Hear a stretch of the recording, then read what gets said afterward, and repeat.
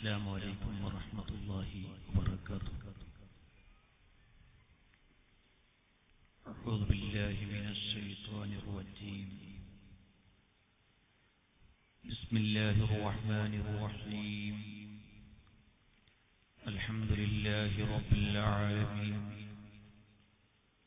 اللهم صل وسلم وبارك على رسولك وحبيبك سيدنا محمد وعلى آل سيدنا ومولانا محمد.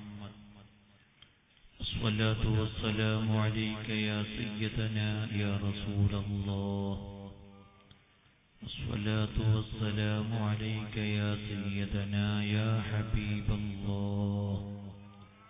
الصلاة والسلام عليك يا سيدنا يا خليل الله. خذ بأيدينا قلت حيلتنا أدركنا يا رسول الله. فأعوذ بالله من الشيطان الرجيم.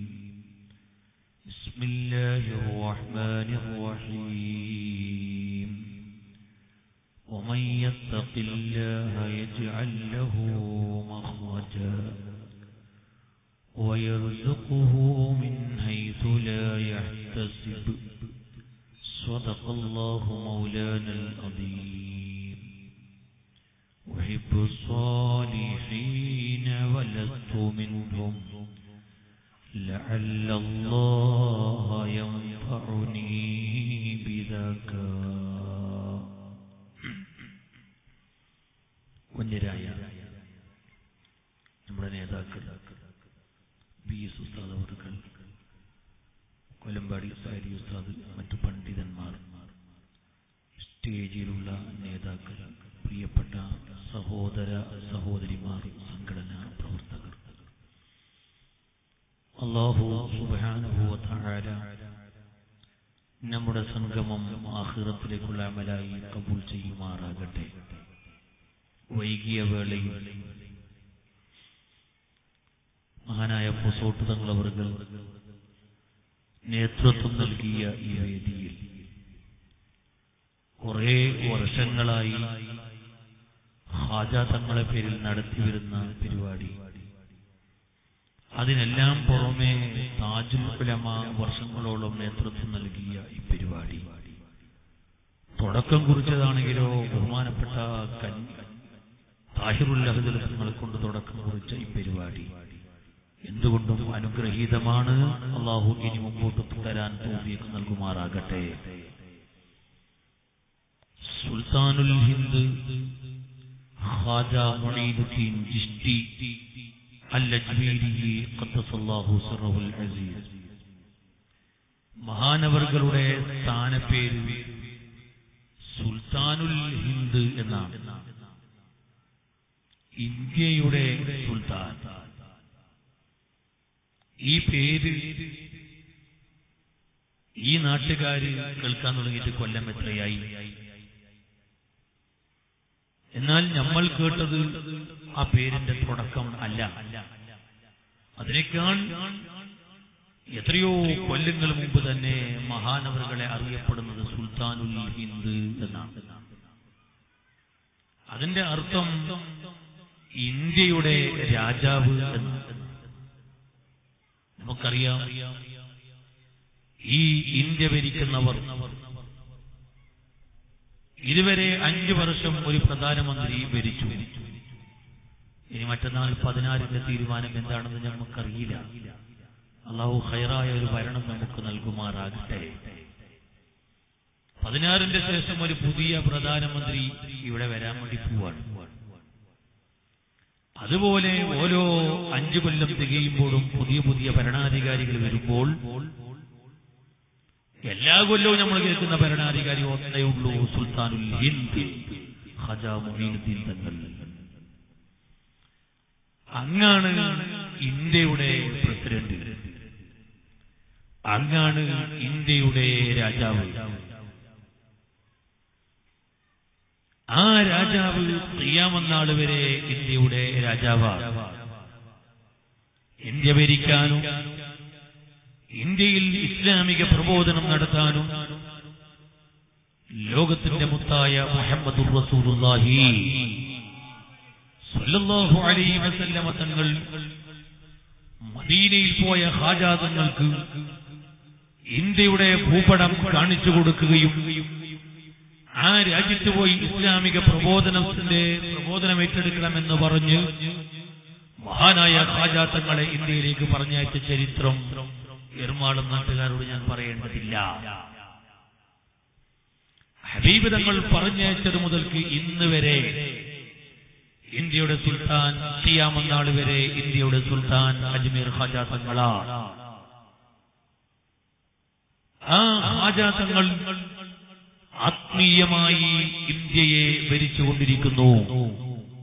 അതുകൊണ്ട് തന്നെ ആ ഇന്ത്യയുടെ ബാഹ്യഭാഗത്ത് ആര് ഭരണം നടത്തുകയാണെങ്കിലും ആര് അധികാര കസാരയിൽ കയറുന്നുണ്ട് എങ്കിലും ഹാജാ തങ്ങളെ കാൽ കീഴിൽ പോയി അവിടുത്തെ പൊരുത്തം വാങ്ങിയിട്ടല്ലാതെ ഒരാൾക്കും പ്രധാനമന്ത്രി കസാരയിൽ ഇരിക്കാൻ അവകാശം ഇല്ല. അതുകൊണ്ടാണ് ഇന്ത്യയുടെ ചരിത്രം വായിക്കുന്നവർക്കറിയാം ഏത് പ്രധാനമന്ത്രിയും അജ്മീർ ഖജാന ദർഗന്റെ നേതൃത്വത്തിൽ പോകാതിരിക്കുകയില്ല. അവിടുത്തെ അനുവാദം കൂടാതെ പ്രധാനമന്ത്രി കസാരയിൽ കയറിയ ഒരു പ്രധാനമന്ത്രിയെ 9 ദിവസം കൊണ്ട് അല്ലെങ്കിൽ 11 ദിവസം കൊണ്ട് താഴെ ഇറക്കിയ ചരിത്രവും നിങ്ങൾക്കറിയാം. ഞാൻ പേരൊന്നും ഇപ്പോൾ പറയുന്നില്ല. അജ്മീർ ഖാജാന്റെ അനുവാദമില്ലാതെ ഒരാൾക്കും ഇന്ത്യ ഭരിക്കാൻ അധികാരം ഇല്ല. ഇനി മറ്റന്നാൾ 16-ന് ശേഷം വരാനിരിക്കുന്നത് ആരാണോ അവരും അധികാര കസാരയിൽ നിന്ന് നല്ല നിലക്ക് ഭരിക്കണമെങ്കിൽ അജ്മീർ ഖാജാന്റെ പൊരുത്തം വേണം. ഖാജാന്റെ കാൽക്കീഴിൽ പോയി വീഴണം. അവിടുത്തെ പൊരുത്തം വാങ്ങിയാൽ മാത്രമേ ഇന്ത്യയെ ഭരിക്കാൻ അവർക്ക് അധികാരമുള്ളൂ. ഇല്ലെങ്കിൽ ഖാജാ തങ്ങളുടെ വർഗത്തെ കൊണ്ട് കസാല വലിച്ചെറിയുക തന്നെ ചെയ്യും. അതിൽ സംശയമില്ല. ആകയാൽ ഞാൻ പറഞ്ഞു വന്നത് ഇന്ത്യയെ ഭരിക്കുന്ന ഭരണാധികാരി ആ സുൽത്താനുൽ ഹിന്ദിനെ ഇന്ത്യക്കാർക്ക് എങ്ങനെ സ്മരിക്കാതിരിക്കാൻ കഴിയും? പ്രിയപ്പെട്ട സഹോദരങ്ങളെ, ഇന്ത്യ ഭരിക്കുന്ന രാജാവിനെ ഇന്ത്യക്കാരെങ്ങനെ സ്മരിക്കാതിരിക്കും? അതുകൊണ്ടാണ് ഈ എറുമാളത്ത് മാത്രം അല്ല നാനാഭാഗത്തും ഹാജാ തങ്ങളുടെ അനുസ്മരണം നടന്നുകൊണ്ടിരിക്കുകയാണ്. ഏകദേശം ഒരാഴ്ചത്തോളമായി ശരിയായ ലത്തീഫിയെ ശൈഖുന അലിക്കുഞ്ഞ് ഉസ്താദിന്റെ നേതൃത്വത്തിൽ നടക്കുന്ന സ്ഥാപനത്തിൽ വിശാലമായ ഹാജാ തങ്ങളുടെ ആണ്ട് നേർച്ച നടന്നു. അതുപോലെ കർണാടകയിലെ മാണി മെച്ചമ്പാടി ഉസ്താദിന്റെ സ്ഥാപനമാകുന്ന ദാറുൽ ഇർഷാദിൽ ഇന്ന് വിപുലമായ മഹാനായ പേരോട് ഉസ്താദിന്റെ പ്രസംഗമടക്കമുണ്ടായ വലിയ ഒരു അജ്മീർ ആണ്ട് നേർച്ച ഇന്ന് നടന്നു. അതുപോലെ പല ഭാഗങ്ങളിലും ഇന്നലെ രാത്രിയും ഇന്ന് രാത്രിയുമായി ഹാജാ തങ്ങളുടെ അനുസ്മരണം നടന്നുകൊണ്ടിരിക്കുകയാ. കാരണം ഇന്ത്യ ഭരിക്കുന്ന സുൽത്താനെ ഇന്ത്യക്കാർക്ക് മറക്കാൻ കഴിയില്ല. അത് ഇറുമാളത്ത് മാത്രം സ്മരിക്കപ്പെടേണ്ടതല്ല, ഇന്ത്യ മൊത്തം സ്മരിക്കപ്പെടേണ്ട നേതാവാണ് സുൽത്താനുൽ ഹിന്ദ് ഖാജാ മുഈനുദ്ദീൻ ചിശ്തി അൽ അജ്മീരി. അല്ലാഹു അവിടുത്തെ മദദും അവിടുത്തെ ഗൗസും അവിടുത്തെ സഹായവും എന്നും അല്ലാഹു നൽകരോടുകൂടെ വിശിഷ്യ മരണസമയത്ത് അവിടുത്തെ സഹായം നൽകുമാറാകട്ടെ. ഞാൻ എന്റെ പ്രിയപ്പെട്ട സഹോദരങ്ങളോട്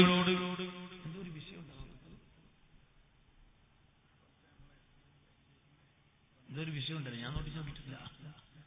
എന്താണുള്ളത്? യൗവനം നാടിനെ സൃഷ്ടിക്കുന്നു ഇൻഷാ അല്ലാഹ്. പ്രിയപ്പെട്ട സഹോദരങ്ങളെ,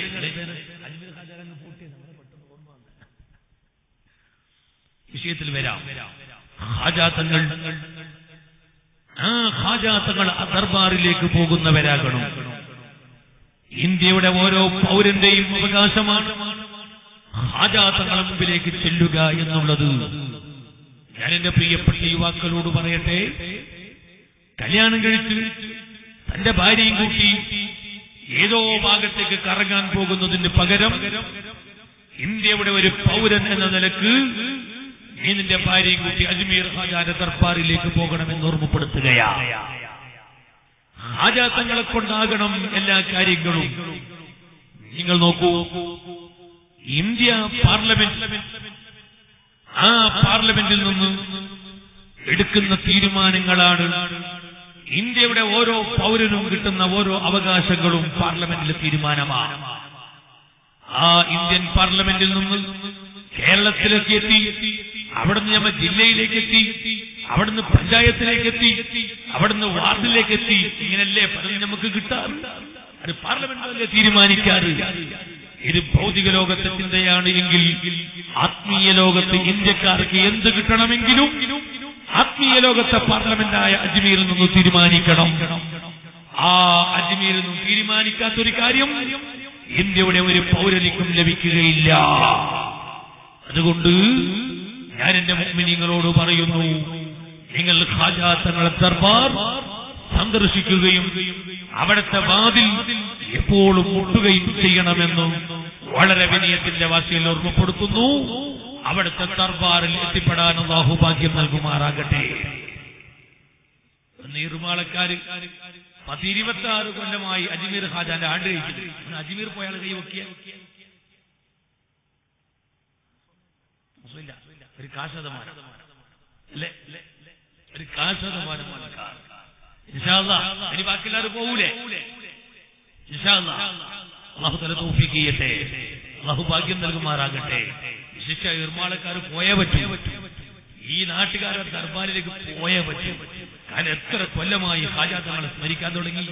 ഇന്ന് ഇന്നലെയൊന്നുമല്ല, ഞാൻ ദർസിൽ ഓതി പഠിക്കുന്ന കാലത്ത് എനിക്ക് എപ്പോഴും ഉത്തരദേശം പത്രത്തിൽ എറുമാളത്ത് അജ്മീർ ഖാജ ഉണ്ട് നമുക്ക് താജുല്ലുമ പങ്കെടുക്കും. ഞാൻ എപ്പോഴെപ്പോ എറുമാളം, ഞാൻ ഇങ്ങനെ ചിന്തിക്കാം എവിടെ എറുമാളം. ഞാൻ പത്രത്തിൽ പലപ്പോഴും ഇത് കാണും. ഇപ്പല്ല, ഓതി പഠിക്കുന്ന കാലത്ത് ഞാൻ പറയുന്നത് എറുമാളത്ത് അജ്മീർ ഖാജ ഉണ്ട് താജുല്ലുമ പങ്കെടുക്കും. ഇങ്ങനെ നോട്ടീസിൽ വലിയ പരസ്യങ്ങൾ, ഓരോ ദിവസത്തെയും പരസ്യങ്ങൾ. അങ്ങനെ കൊല്ലങ്ങളായി ഈ നാട്ടിന്റെ പരസ്യം പത്രത്തിൽ കാണുന്നത്.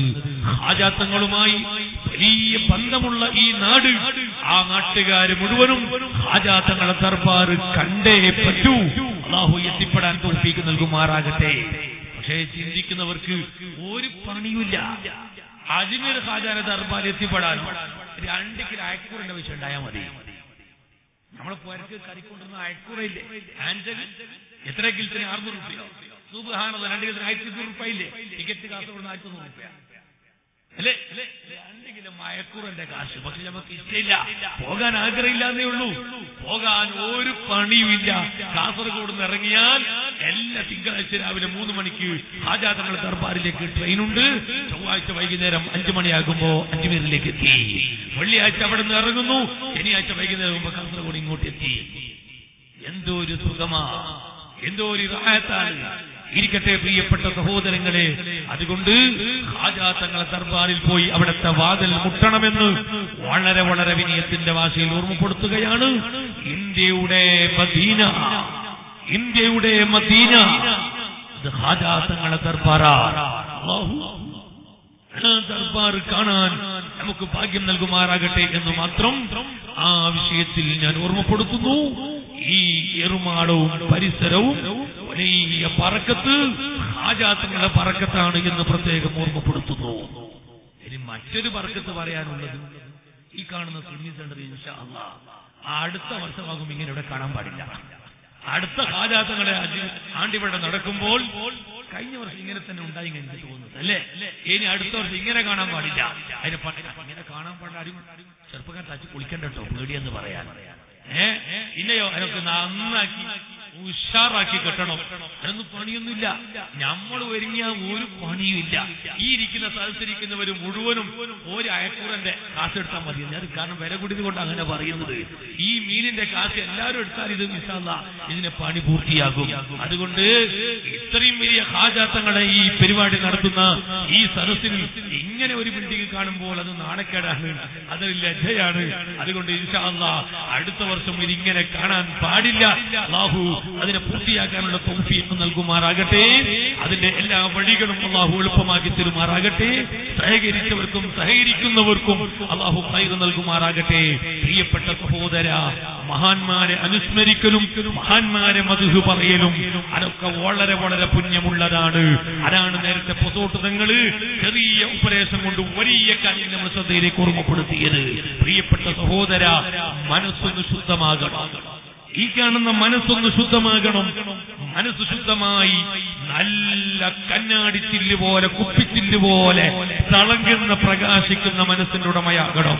ഈ കാണുന്ന തലയെക്കെട്ട് ഉണ്ടായിട്ട് കാര്യമില്ല, ഈ കാണുന്ന ഡ്രസ് ഉണ്ടായിട്ട് കാര്യമില്ല, ഈ കാണുന്ന വാച്ച് ഉണ്ടായിട്ട് കാര്യമില്ല. ഇതൊക്കെ ബാഹ്യമായി കാണുന്ന ഒന്നാണ്. എന്നാൽ ഈ കാണുന്ന വെള്ള ഡ്രസ്സിനെക്കാളും പ്രകാശിക്കുന്ന ഒരു പ്രകാശം ഇതിന്റെ അകത്ത് കറിഞ്ഞു കിടക്കുന്ന എന്റെ കൽബിനിക്ക് ഉണ്ടാകണം. ആ കൽബിനിക്ക് മാറ്റമുണ്ടാകണമെങ്കിൽ പ്രിയപ്പെട്ട സഹോദരാ, നേരത്തെ പൊസോട്ട് തങ്ങൾ പാടിവെച്ചതാണ്. മനുഷ്യന്റെ കൽബിന് നല്ലൊരു മാറ്റമുണ്ടാകണം. മനുഷ്യന്റെ കൽബിനിക്കൊരു മാറ്റമുണ്ടാകണം. ഈ കൽബൊന്ന് ക്ലിയറായി കിട്ടണം. നല്ല ശുദ്ധമായ കളകറഞ്ഞ കൽബിന്റെ ഉടമകളാകണം. എന്നാലേ റബ്ബിന്റെ കോടതിയിൽ രക്ഷപ്പെടാൻ കഴിയൂ. അല്ലാതെ ബാഹ്യഭാഗത്ത് ഈ കാണുന്ന വെള്ളവസ്ത്രമായി ധരിച്ചിട്ട് നല്ല ബാഹ്യഭാഗം മാത്രം ഭംഗിയാക്കി എന്റെ കൽബിനകം തണ്ടാസ് പോലെ കറുകറുത്തു പോയാൽ പ്രിയപ്പെട്ട സഹോദരങ്ങളെ, നാളെ റബ്ബിന്റെ കോടതിയിലെത്തുന്ന സമയത്ത് നമ്മളൊക്കെ വിരൽ കടിക്കേണ്ടി വരും. അല്ലാഹു നമ്മളെ സലാമത്താക്കി തരട്ടെ. എന്നാൽ കൽബിന് പരിവർത്തനമുണ്ടാകാൻ എന്ത് വേണം? കൽബിനൊരു മാറ്റമുണ്ടാകാൻ എന്തു ചെയ്യണം? എപ്പോഴും മഹാന്മാരുമായി അടുക്കുന്നവരാകണം, മശായിഖന്മാരുമായി അടുക്കുന്നവരാകണം. എന്നാലേ കൽബിന് മാറ്റമുണ്ടാവുകയുള്ളൂ. ഓ പ്രിയപ്പെട്ട സഹോദരാ, എന്നാൽ ഈ ഇന്ത്യ ലോകത്ത് ആര് ശൈഖാകണം, ആര് മുരീദാകണം, ആർക്കാണ് ശൈഖിയത്ത് കൊടുക്കേണ്ടത്, ആരാണ് വലിയ സ്ഥാനത്ത് കയറേണ്ടത്, അതും തീരുമാനിക്കേണ്ടത് അജ്മീർ ഖാജ തങ്ങളാണ്. അജ്മീർ ഖാജ തങ്ങൾ തീരുമാനിക്കാതെ ഇവിടെ ഒരാൾക്ക് പണ്ഡിതനാകാൻ കഴിയില്ല. ഈ ഇന്ത്യയിൽ ഒരാൾക്ക് പണക്കാരനാകാൻ കഴിയില്ല. ഇന്ത്യയിൽ ഒരാൾക്ക് മുസ്ലിയാറാകാൻ കഴിയില്ല. ഇന്ത്യ ലോകത്ത് ഒരാൾക്ക് വലിയാകാൻ കഴിയില്ല. ഇന്ത്യ ലോകത്ത് ഒരാൾക്ക് കുത്തുബാകാൻ കഴിയില്ല. ഇന്ത്യ ലോകത്ത് ഒരാൾക്ക് ശൈഖാകാൻ കഴിയില്ല. ഓ പ്രിയപ്പെട്ട സഹോദരാ, നിനക്ക് വിസ കിട്ടണോ, നിനക്ക് മക്കൾ കിട്ടണോ, നിനക്ക് എന്തെങ്കിലും കിട്ടണോ, അതൊക്കെ ഇന്ത്യയുടെ പാർലമെന്റിൽ നിന്ന് തീരുമാനിക്കണം. ആ ഭൗതിക ആത്മീയമായ നിലക്കുള്ള ഇന്ത്യയുടെ പാർലമെന്റ് അജ്മീർ ഖാജ തങ്ങളുടെ ദർബാറാണ്. എന്നാൽ ലോകത്തിന്റെ പാർലമെന്റ് എവിടെയാണ്? അതാണ് മദീനത്തുൽ മുനവ്വറ. ആ മദീന കാണാൻ അല്ലാഹു നമുക്ക് ഭാഗ്യം നൽകുമാറാകട്ടെ. ലോക ജനങ്ങൾക്ക് എത്ര കൊടുക്കണം, എങ്ങനെ കൊടുക്കണം, അതൊക്കെ തീരുമാനിക്കേണ്ടത് മദീനയിൽ നിന്നാണ്. അതാണ് ഇമാമുൽ ബുഖാരി തങ്ങൾ ഇവിടുത്തെ ബുഖാരിയിൽ പറഞ്ഞത്, ഇന്നമാ അന ഖാസിമുൻ വല്ലാഹു യുഅ്തി. ഇന്നമാ അന ഖാസിമുൻ, തീർച്ചയായും വിഹിതം വെക്കുന്നവൻ ഞാനാണ്. എത്ര കൊടുക്കണം, ആർക്ക് കൊടുക്കണം, എങ്ങനെ കൊടുക്കണം ഒക്കെ തീരുമാനിക്കുന്നവൻ ഞാനാണ്. ഞാനങ്ങ് തീരുമാനിച്ചാലോ കൊടുക്കുന്നവനോ കൊടുക്കുന്നവൻ അള്ളയാണ്. അപ്പൊ അല്ലാഹു ലോക ജനങ്ങൾക്ക് കൊടുക്കണമെങ്കിൽ അത് ലോകത്തിന്റെ പാർലമെന്റാകുന്ന മദീനയിൽ നിന്ന് പാസ്സാകണം. അത് പാസ്സാക്കുന്നതാരാണ്? അത് ലോകത്തിന്റെ ഹബീബായ മുഹമ്മദുർ റസൂലുള്ളാഹി. ആ റസൂലുള്ളാഹി തങ്ങൾ ലോകത്തിന്റെ പാർലമെന്റ് ആകുന്ന മദീനയിൽ നിന്ന് പാസാക്കിയാൽ ആത്മീയ ലോകമാണ് പറയുന്നത്. ബഹുമാനപ്പെട്ട യൂസുഫ് നബ്ഹാനി തങ്ങൾ അവിടുത്തെ സഅദാത്തുദ്ദാറൈനിൽ എഴുതി വെച്ചത് കാണാം. ലോകത്തിന്റെ പാർലമെന്റ് മദീനയാണ്. ആ മദീനയിൽ നിന്ന് പാസാകാത്ത ഒന്നും തന്നെ ലോകത്ത് ഒരാൾക്കും കിട്ടൂല, ലോകൾക്ക് ഒരാൾക്കും കിട്ടൂല. നമുക്ക് ആവശ്യമുള്ളത് മദീനയിൽ നിന്ന് പാസാക്കേണ്ടതാണ്. ആ മദീനയിൽ നിന്ന് പാസാക്കിയ ഒരു കാര്യം അത് ഇന്ത്യക്കാരാകുന്ന നമുക്ക് കിട്ടണോ? അവിടെ അജ്മീർ ഖാജ തങ്ങളെ സീല് വേണം. ഖാജ തങ്ങളെ സീലില്ലാതെ ഇന്ത്യന്റെ ഒരു പൗരനും ഒന്നും കിട്ടാൻ വേണ്ടി പോകുന്നില്ല. അതാണ് ഹിന്ദു. അതുകൊണ്ടാണ് ഞാൻ പറഞ്ഞത്, കല്യാണം കഴിഞ്ഞ ഒരു ഭാര്യനെ കൂട്ടിയിട്ട് മദീനയിലേക്ക് അജ്മീരിലേക്ക് പോകണം. കാരണം മക്കളെ കിട്ടണ്ടേ, മക്കളെ കിട്ടണ്ടേ. ഇന്ന് കല്യാണം കഴിഞ്ഞ അധികം ആൾക്കാർക്ക് മക്കളെ കിട്ടുന്നില്ല. കാരണം എന്തുകൊണ്ടാ? പോയത് ഊട്ടിയിലേക്കാ, പോയത് ബാംഗ്ലൂരിലേക്കാ അല്ലേ? പോയത് ബേക്കൽകോട്ടയിലേക്കാ? അവിടെയാണോ കുട്ടികളുള്ളത്? അവിടെയാണോ തീരുമാനമുള്ളത്? തീരുമാനമുള്ളത് അയോധ്യയുടെ പാർലമെന്റിലല്ലേ? ആ പാർലമെന്റ് അജ്മീറല്ലേ? ആ ആത്മീയ പാർലമെന്റാകുന്ന അജ്മീറിൽ പോയി സങ്കടം പറഞ്ഞാലാണ് കിട്ടുക. ലോകത്തേക്ക് നബി സല്ലല്ലാഹു അലൈഹി വസല്ലം തങ്ങൾ പാസാക്കുമ്പോൾ ഇന്ത്യയുടെ പൗരന് അത് ലഭിക്കണമെങ്കിൽ അത് റസൂലുള്ളാഹി തങ്ങൾ ഇന്ത്യന്റെ സുൽത്താനായി പറഞ്ഞയച്ച അജ്മീർ ഖാജാ തങ്ങളെ സീലും കൂടി കിട്ടാണ്ട് ഈ കാര്യം കിട്ടുമെന്ന് വിചാരിക്കണ്ട. പക്ഷേ ചില ആൾക്കാർ തീരുമാനിക്കുന്നു. എന്നാലിപ്പോ ഞങ്ങൾ റസൂലുള്ളാഹിയോട് ചോദിച്ചിട്ടില്ല, ഇന്ത്യന്റെ പ്രസിഡന്റ് ആകുന്ന അജ്മീർ ഖാജാൻ ചോദിച്ചു നമുക്ക് കിട്ടുന്നുണ്ടല്ലോ. പക്ഷെ രണ്ട് സുൽത്താനും വലിയ കൊടുക്കുന്ന സുൽത്താനാ, ചോദിച്ചില്ലെങ്കിലും തരുന്ന ആൾക്കാരാണ്. അതുകൊണ്ടൊക്കെ നമ്മൾ രക്ഷപ്പെട്ടു പോയതാണ്. നമ്മൾ ചോദിച്ചില്ലെങ്കിലും അരങ്ങ് കോരിമാരി കൊടുക്കാൻ വേണ്ടി തീരുമാനിച്ച മഹാന്മാരാണ്. അല്ലാഹു ഖാജാ തങ്ങളെ ബർക്കത്ത് കൊണ്ട് നന്നാക്കി തരട്ടെ. ആ മഹാന്മാരെ അനുസ്മരിക്കൽ, ആ മഹാന്മാരെ മദ്ഹ് പറയൽ എന്റെ കൽബിനെ ശുദ്ധീകരിക്കുന്നതാണ്. സയ്യിദുൽ വറാ മുഹമ്മദുർ റസൂലുള്ളാഹി സ്വല്ലല്ലാഹു അലൈഹി വസല്ലം തങ്ങൾ. പ്രിയപ്പെട്ട സഹോദരങ്ങളെ, അല്ലാഹുവിന്റെ ഹബീബ് പറഞ്ഞു, ദിക്റുൽ അംബിയാഇ ഇബാദാ. അംബിയാക്കളെ പ്രശംസിക്കൽ അത് ഇബാദത്താണ്. അംബിയാക്കളെ മദ്ഹ് പറയൽ അത് ഇബാദത്താണ്. അംബിയാക്കളെ മദ്ഹാണല്ലോ മഖ്ബൂസ് മൗലൂദ് ചൊല്ലുക എന്ന് പറയുന്നത്. അപ്പോൾ മഖ്ബൂസ് മൗലൂദ് ഇബാദത്താണ്.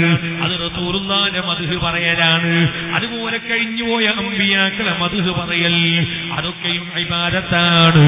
എന്നാൽ അമ്പിയാക്കളില്ലാത്ത അസ്ഹാബുൽ ബദ്രീങ്ങള്, അതുപോലെ ഉഹുദീങ്ങള്, അതുപോലെ ശൈഖ് ജീലാനി തങ്ങള്, അഹ്മദുൽ കബീർ ദിഫായി തങ്ങള്, അതുപോലെ ഖാജാ തങ്ങള്, നബീസത്ത് മാല പാടല്, അതുപോലെ തന്നെ മഞ്ഞക്കുളമാല പാടല്, ഇത്തരം മഹാന്മാരെ അനുസ്മരണ പരിപാടികളൊക്കെ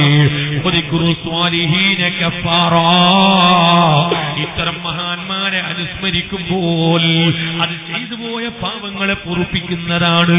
കറപുടിച്ച മനുഷ്യന്റെ കൽബുകളെ ശുദ്ധീകരിക്കുന്നതാണ്. ഖാജാത്തങ്ങളെ അനുസ്മരിക്കുന്ന ഈ പരിപാടി നാളെ വൈകുന്നേരം ഇവിടെ അവസാനിപ്പിക്കുമ്പോൾ ആ ഖാജാത്തങ്ങളെ അനുസ്മരണത്തിന്റെ ബർക്കത്ത് കൊണ്ട് ഞങ്ങളെ കൽബിനെ ശുദ്ധമാക്കി തരണേ അല്ലാഹ്. മഹാന്മാരെ അനുസ്മരിക്കൽ, അരേ അത്തരം മഹാന്മാരുടെ അനുസ്മരണ അത് കൽബിനെ ശുദ്ധീകരിക്കുന്നതാണ്.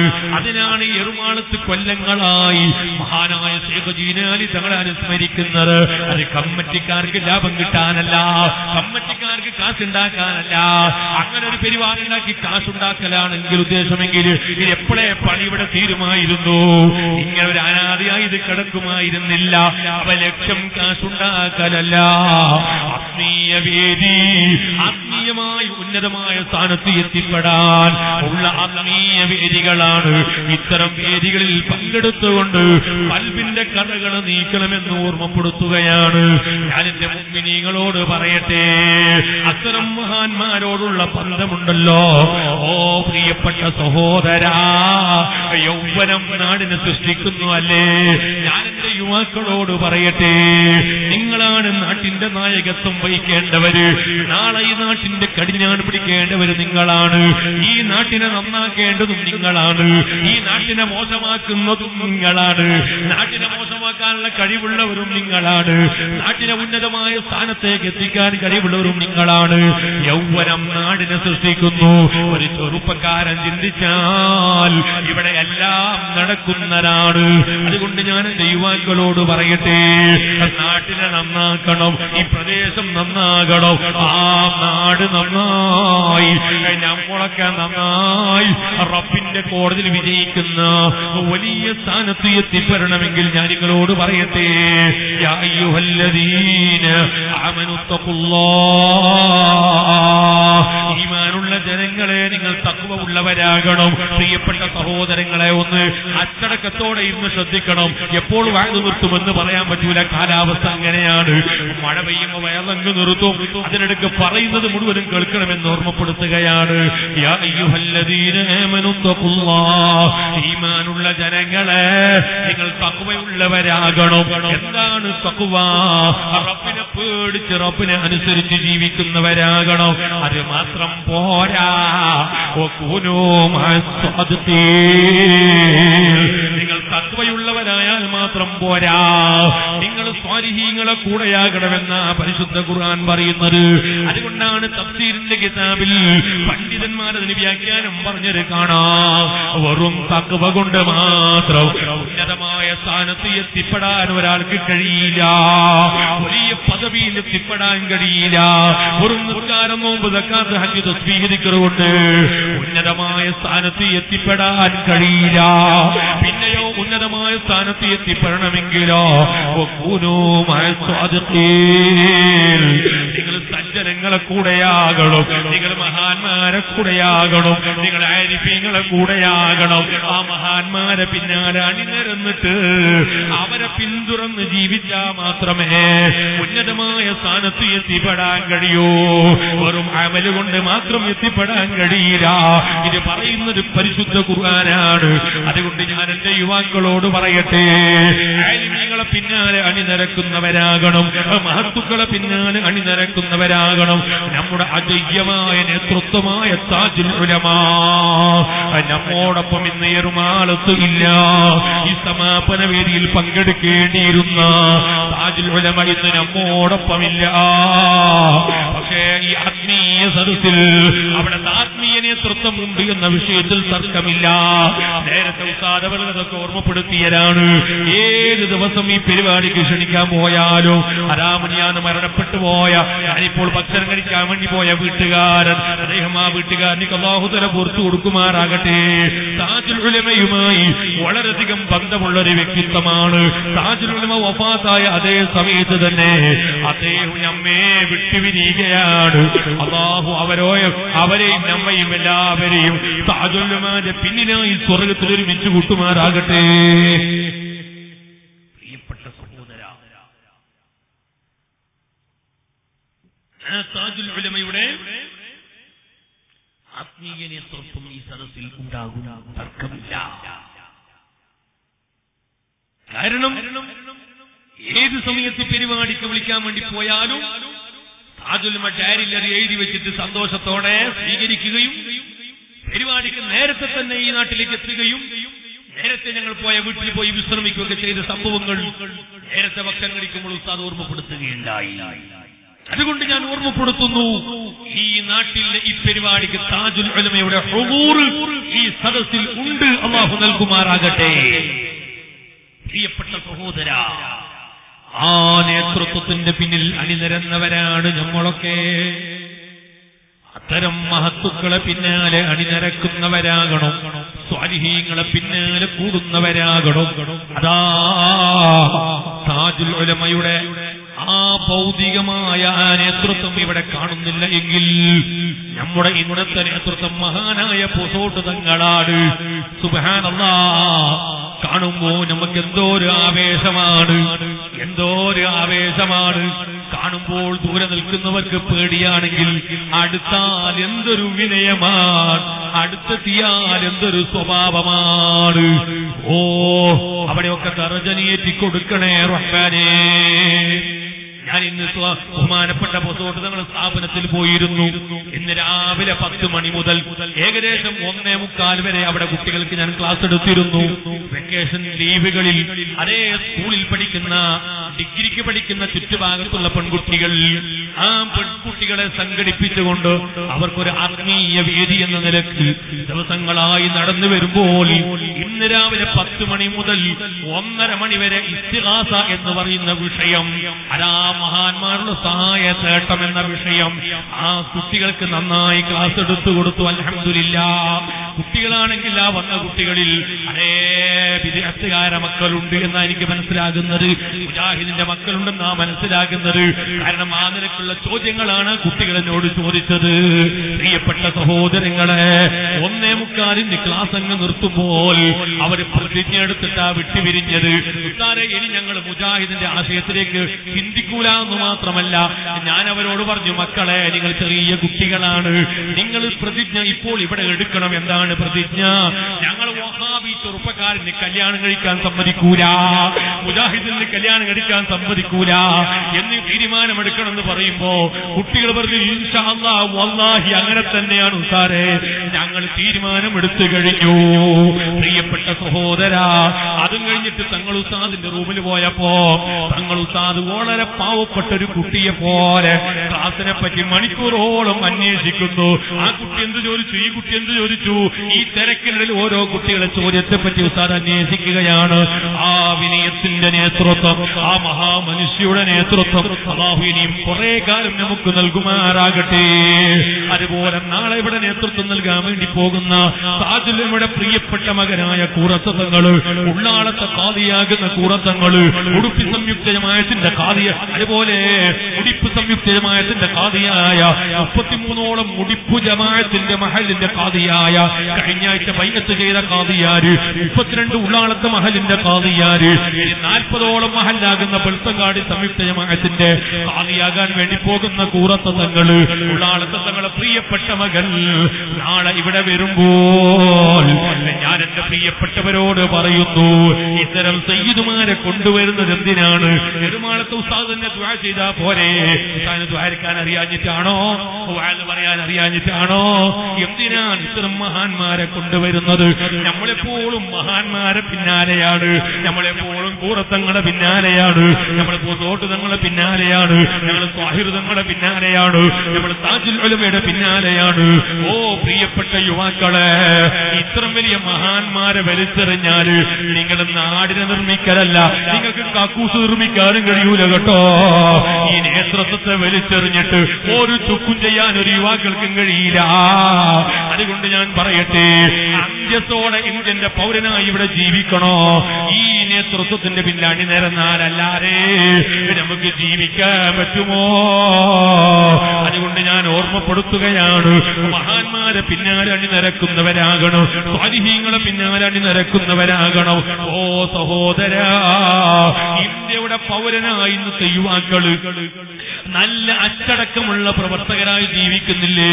നിങ്ങൾ കണ്ടില്ലേ, SYSന്റെ 60ാം വാർഷികം, യഥാർത്ഥ 60ാം വാർഷികം നടക്കാൻ വേണ്ടി പോവുകയാണ്. അതാ 2015 ഫെബ്രുവരി 27, 28, മാർച്ച് 1-ാം തീയതി മലപ്പുറം താജുൽ ഉലമ നഗറിൽ നടക്കുമ്പോ അത് ഒറിജിനൽ SYSന്റെ 60ാം വാർഷികമാണ്. ഇപ്പോൾ തന്നെ കടകുടഞ്ഞ് എഴുന്നേൽക്കണമെന്ന് ഞാൻ നിങ്ങളോട് ഓർമ്മപ്പെടുത്തുകയാണ്.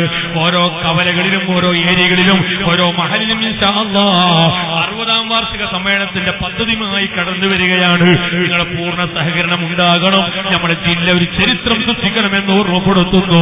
പ്രിയപ്പെട്ട സഹോദരാ, ആ സംഘടനയിലെ പ്രവർത്തകരായി നല്ല ചുറുചുറുക്കുള്ള യുവാക്കളായി ജീവിക്കുന്നവരല്ലേ? അതുപോലെ SSFന്റെ പ്രവർത്തകരെ, നമ്മൾ നല്ല ചെറുപ്പക്കാരായി ജീവിക്കുന്നവരല്ലേ? ഇവിടെ അന്തസ്സോടെ അഭിമാനത്തോടെ തൊപ്പിൻ ധരിച്ച് തലേ കെട്ടിയിട്ട് ഏത് നാട്ടിലെയും ധൈര്യത്തോടെ നടക്കാൻ നമ്മൾക്ക് ഈ നിലയ്ക്ക് ധൈര്യം പകർന്നതാരാണ്? ഈ പറഞ്ഞ നേതൃത്വമല്ലേ? താജുൽ ഉലമയുടെ നേതൃത്വമല്ലേ? അതുപോലെ മഹാനായ ഖമറുൽ ഉലമ കാന്തപുരം ഉസ്താദിന്റെ നേതൃത്വമല്ലേ? ഞാൻ എന്റെ പ്രിയപ്പെട്ടവരോട് പറയുന്നു, ഈ ഒരു അജയ്യമായ നേതൃത്വം വരുന്നതിന് മുമ്പ് നിങ്ങൾക്കറിയോന്ന് എനിക്കറിയില്ല, ഞാൻ എന്റെ അനുഭവം പറയട്ടെ. എനിക്ക് കർണാടകയിലേക്ക് വഅദിന് പോകാൻ പേടിയാണ്. രാത്രി സമയത്ത് കർണാടകയിലേക്ക് പോകാൻ പറ്റുന്നില്ല. അങ്ങനെ ആ വീട്ടിലെ ബീച്ച് റോഡ് ഭാഗത്തേക്ക് എത്തിയാൽ ഞാൻ വണ്ടിന്റെ ഉള്ളിൽ തലയെ കെട്ടിയെടുത്ത് മടിയിൽ വെച്ചിട്ടാ ഇങ്ങോട്ട് വരാറ്. കാരണം തലയെ കെട്ടിയിട്ട് അങ്ങോട്ട് പോകാൻ പേടിയാണ്. ഞാൻ ഓർത്തു പോകുന്നു, ഒരു 8-10 കൊല്ലങ്ങൾക്ക്, ഒരു 12 കൊല്ലങ്ങൾക്ക് മുമ്പ്, 14 കൊല്ലമായി ഞാൻ സൈഡിൽ നിന്ന് ഇറങ്ങി അന്ന് മുതൽ വയല് പറയാൻ തുടങ്ങിയിട്ട് ഒരു 13 കൊല്ലങ്ങൾക്ക് മുമ്പ് അതാ ഞാൻ കർണാടകയിൽ ഒരു സ്ഥലത്ത് വയലും കഴിഞ്ഞിട്ട് വരുമ്പോൾ സുബ്ഹാനല്ലാഹ്, അന്ന് ഡിസംബർ 6 ഞാൻ വയലിന് പോകുമ്പോ ബീച്ച് റോഡിനടുത്തൊരു വയലിന് പോകുമ്പോ ഞാൻ അവരോട് പറഞ്ഞു, ഡിസംബർ 6 എനിക്ക് വരാൻ കഴിയില്ല, ഡിസംബർ 6 ആയതുകൊണ്ട് വരാൻ കഴിയില്ല, അത് വരണം, ഇത് ഉറൂസിന്റെ സമാപന ദിവസമാണ്, വരണം.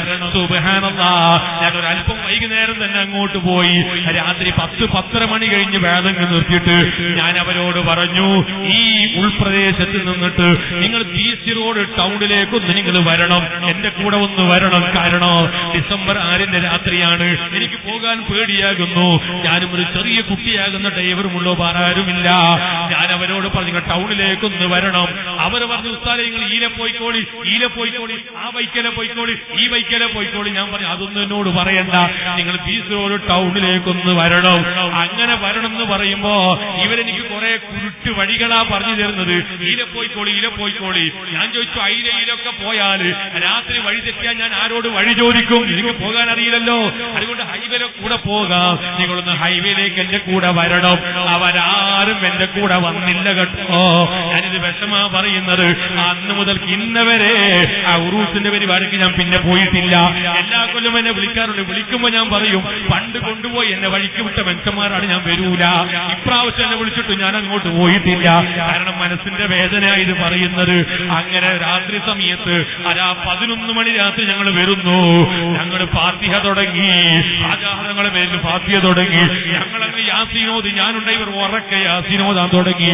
സുബ്ഹാനല്ലാഹ് റോഡ് ടൗണിലേക്ക് എത്തുമ്പോ 100 കണക്കിന് ചെറുപ്പക്കാര് നടുറോട്ടിൽ ടയറിട്ട് കത്തിക്കുകയാണ്, നാനാഭാഗത്ത് തീയിട്ടിങ്ങനെ കത്തിക്കുകയാണ്.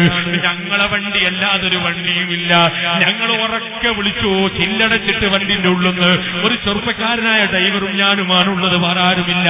ഞങ്ങൾ ഉറക്കെ അവിടെ നിന്ന് വിളിച്ചു, യാ ശൈഖ് മുഹിയുദ്ദീൻ അബ്ദുൽ ഖാദിർ ജീലാനി. അങ്ങ് വിളിച്ച് ഞങ്ങൾ അങ്ങ് വണ്ടി വിട്ടു. എല്ലാ സ്ഥലത്തും കാവി ധരിച്ചവരെ കാണുന്നു, കാവി തലയെ കെട്ടിയവരെ കാണുന്നു.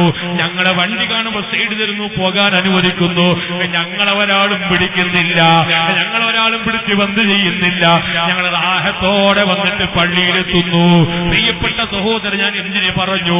അപ്പൊ കർണാടകയിലെ പല ഭാഗത്തും വേദന പോകാൻ പേടിയാണ്. എന്നാലോ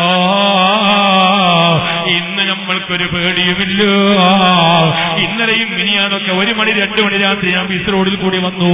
ഒരു പേടിയും പേടിക്കേണ്ടതില്ല, ഒരാളെയും പേടിക്കേണ്ടതില്ല. ഇനിയോ ബീച്ച് റോഡ് ടൗണിൽ എപ്പോഴും ഒരു പോലീസുകാരനെ കാണും. പലപ്പോഴും ആ പോലീസുകാരനെ കാണാറുണ്ട്. പോലീസുകാരന്റെ വണ്ടി ഒന്ന് പിടിച്ചു നിർത്തിയിട്ട് എന്റെ തലയെ കെട്ടി കാണും. ഓ നിങ്ങൾ SSFന്റെ ആളല്ലേ, പോയിക്കോളി എന്ന് എന്നോട് തമാശക്ക് പറയും. കാരണം കണ്ട് പരിചയമാണ്. അതുപോലെ ഉപ്പനങ്ങാട് നിങ്ങളെ വേദം കഴിഞ്ഞിട്ട് വരുമ്പോ പൈക്കൊരു ചെറുപ്പക്കാരൊരു പോലീസ് ഉണ്ട്. എല്ലിಗೆ ಹೋಗಿದ್ದು ಎಲ್ಲಿಂದ ಬಂದಿದ್ದು എപ്പോഴും ചോദിക്കുന്ന ഒരു ദിക്റാണ്. എവിടെ നിന്ന് വന്നു, എവിടത്തേക്ക് പോകുന്നു എന്നാണ് ചോദ്യം. എന്നിട്ടോ അവൻ ഒരു ദിവസം എന്നെ ചോദ്യം ചെയ്തു, നിങ്ങൾ ആരാണ്? ഞാൻ പറഞ്ഞ കാന്തപുരം ഉസ്താദിന്റെ ആളാണ്. ഓ നിങ്ങൾ SSFന്റെ ആളാണോ? നിങ്ങൾ പോയിക്കോളൂ. ഞാൻ എന്തിനാ പറഞ്ഞത്? ഇന്ന് ഒരാളെയും നമ്മൾക്ക് പേടിക്കേണ്ടതില്ല. എല്ലാത്തിനും കാരണം നമ്മുടെ അജയ്യമായ നേതൃത്വമല്ലേ. എവിടെയും നമ്മൾക്ക് പേടിക്കേണ്ടതില്ല.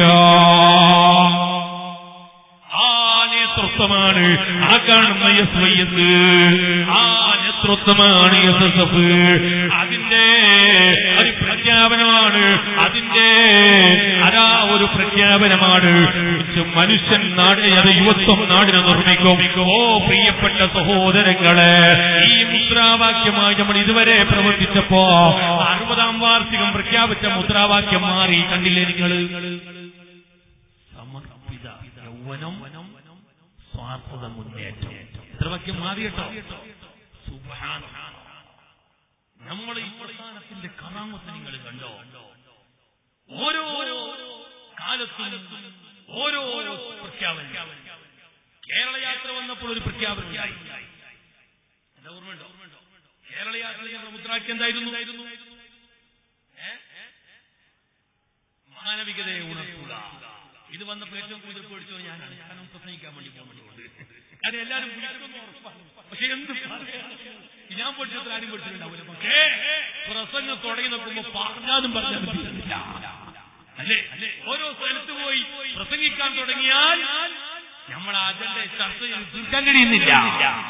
അതിന്റെ ശേഷം വന്നു യൗവനം നാടിനെ നിർമ്മിക്കും, തീരുന്നില്ല. ഇപ്പൊ വീണ്ടും പ്രഖ്യാപനം നടത്തിയപ്പോൾ മറ്റൊരു വിഷയം വന്നു.